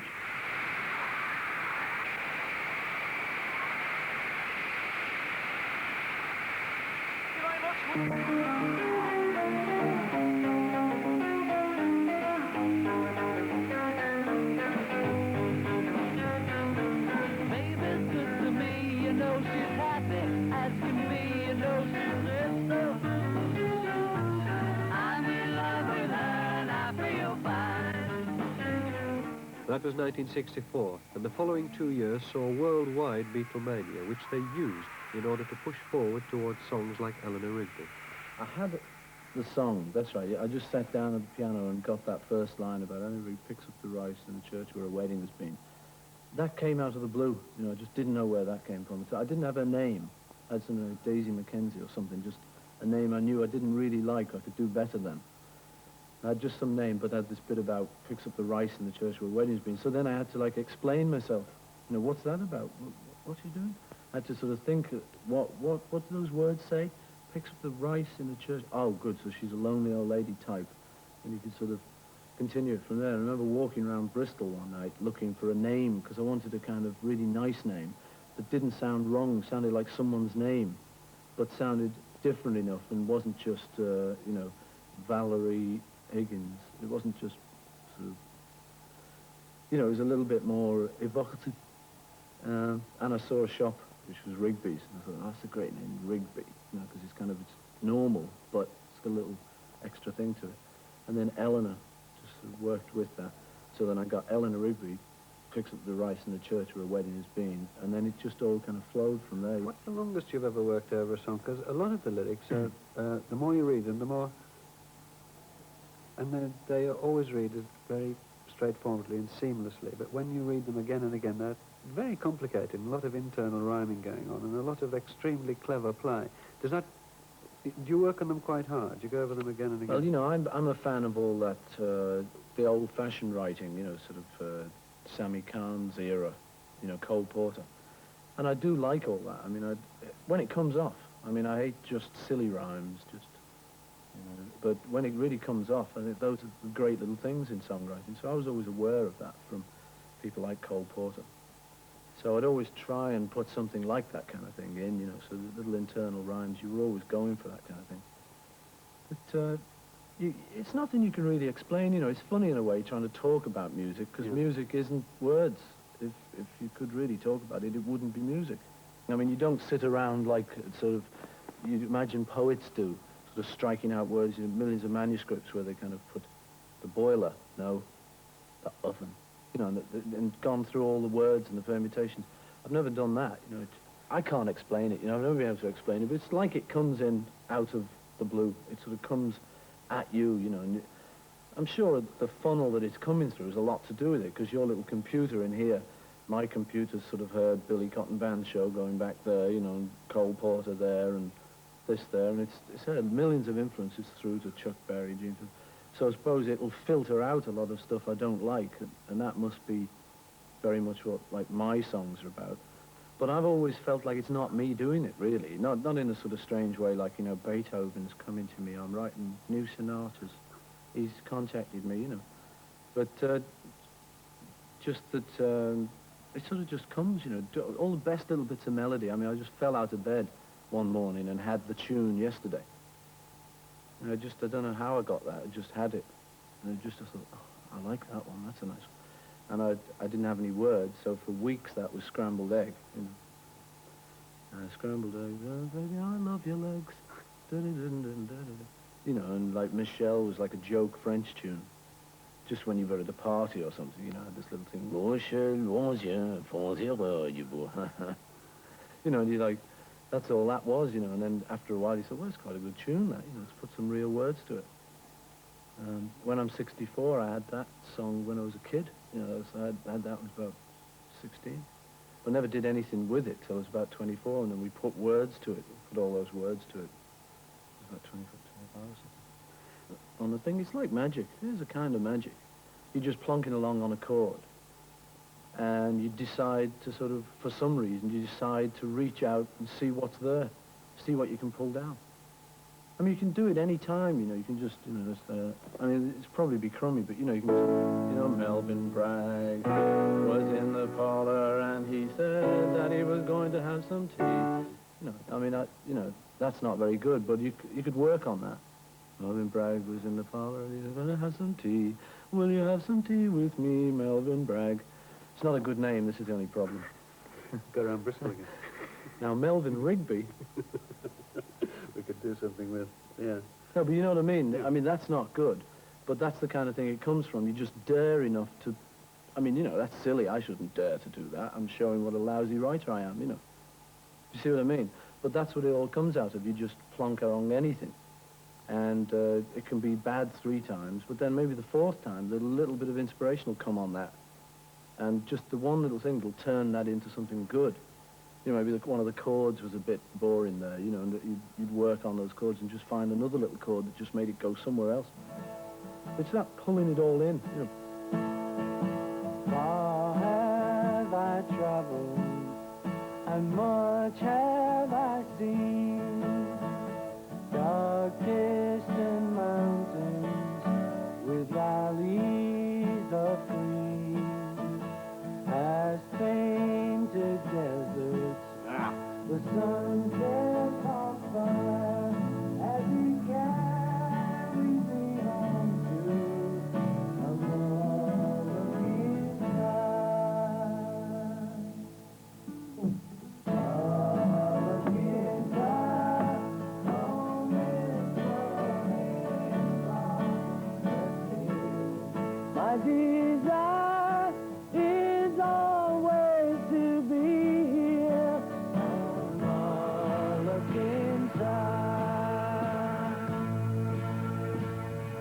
okay. It's kind of up front and it carries those choruses a little bit more, doesn't it?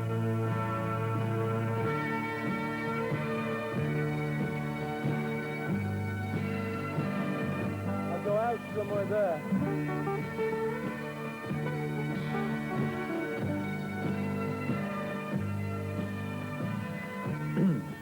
I sort of think there is a great inspirational thing if you can get a good song. You know, I've had that kind of thing myself where I've been feeling lousy and you just heard a song and you sort of, and it lifts you, you know. Great value of music. I remember me and my mate Ian James used to knock around, teenage mates, you know, used to both have the fleck jackets, you know, a little flap on the pocket. And we used to knock around the fairgrounds together and stuff. And we'd really be feeling lousy one day and we used to go back and play an Elvis 78, you know, like Don't Be Cruel. And you'd be right up there again, you know, just cured any blues, you know.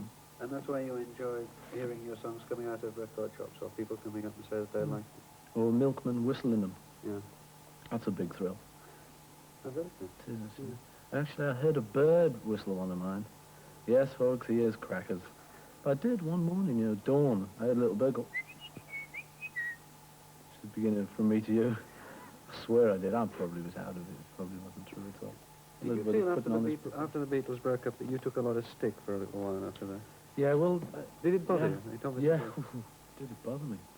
Yeah.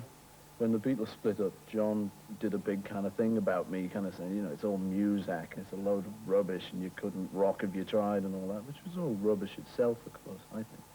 But it did put me off for a while. You know, I must say I'm a bit gullible like that. I kind of listen to people like that.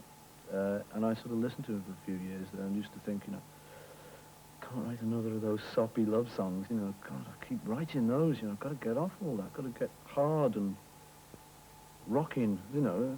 But I mean, in the end, I sort of decided I've got to be myself, really. You know, if I like all that, well, I just got to do it, you know. It's the worst to be ashamed of it. I mean, I think it's bolder to say, what the hell? You know, I like it, and maybe soppy, you know.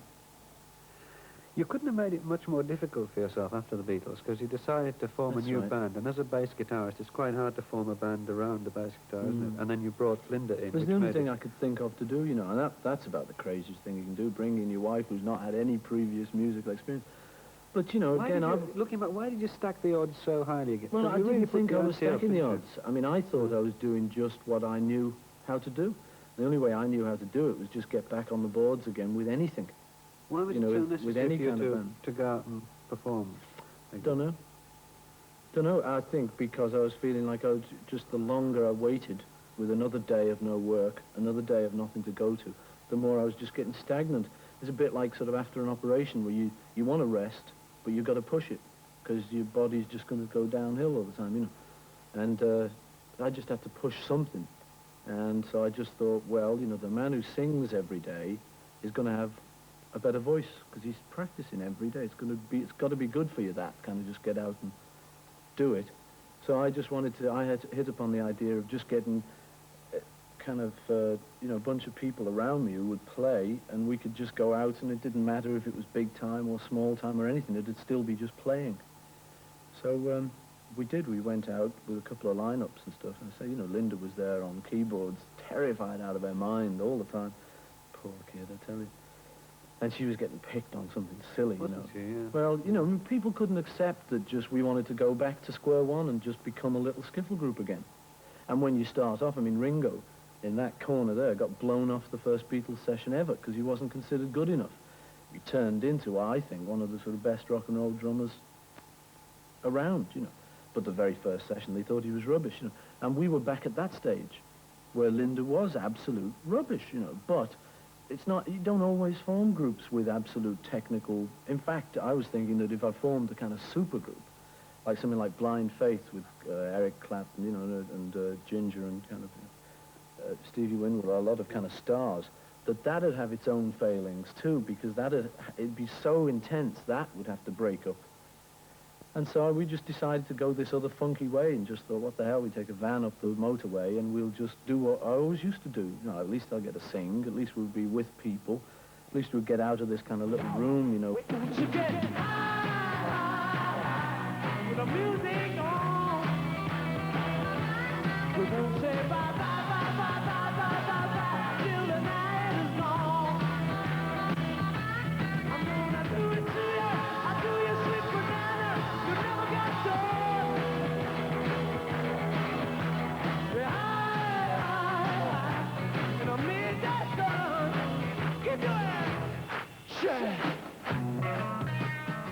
Do you do a lot of reading nowadays? You watch plays or films or what? Not much, you know, I'm a telly person, probably. A lot, you know, I'm not ashamed of watching telly. I mean, a lot of people don't buy tellies because they think it's a wicked influence and stuff. But I watch it a lot. I get a lot of education off telly, I think. I read bits and pieces, but not much. You know, I kind of been getting into a bit of science fiction and stuff. But no, I don't really read much. I used to do most of my reading when I was that time, little period in my life when I used to take a pipe up onto the top deck of the bus and sit there feeling like Dylan Thomas or someone, you know, reading Beckett plays or Tennessee Ernie Williams. You know, and I used to fancy all that, and I still like all that. I don't read so much now. Do you think that everything resists analysis? Everything that you write, every sort of the lyric poem that you like, everything that you've read, you just don't like analysis of any sort of art Something at all? like rock and roll or pop. I don't feel like it should be that analysed. It's not that... I feel like it's not that precious, but I don't mean anything bad by that. I just don't like the way you'll get some fellow who's never been into it all his life, he's been into classical, or the rock critic now for the New York Times, John Rockwell, is the opera critic, or was until a year ago. He was the opera critic, and then went straight into rock and roll. Well, I can't see that at all, you know. I mean, he starts judging rock and roll by opera, which is, you know, in the first verse, he states this and so on. Well, it's like why I haven't learned to write music. There's a sort of vague suspicion that it'd change how I do it too much. I think if I knew officially how harmonies go, I remember there's a thing where you mustn't double a third in harmonies. It's just not supposed to be a good thing to do. And there's certain things which I, on purpose, once I heard you're not supposed to do it, I wrote like that, you know, just because, why aren't you? Who says you're not supposed to do it, you know? And it's that kind of feeling, you know, of like, the minute you get the expert views are only good for a few years. I mean, the world was flat once. That was the expert view once, you know. And if you listen to that, you would stay the dummy. You positively seem to enjoy making a lot of people happy. I do, yeah. I like all that. Yes.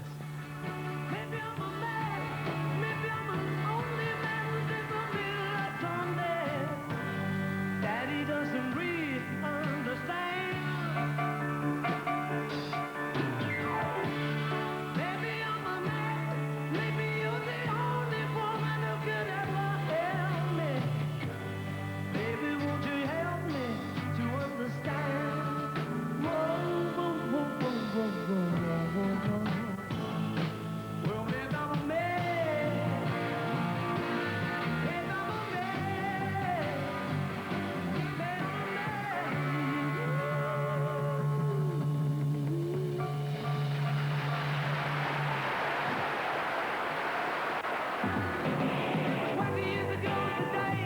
Yesterday, love was such an easy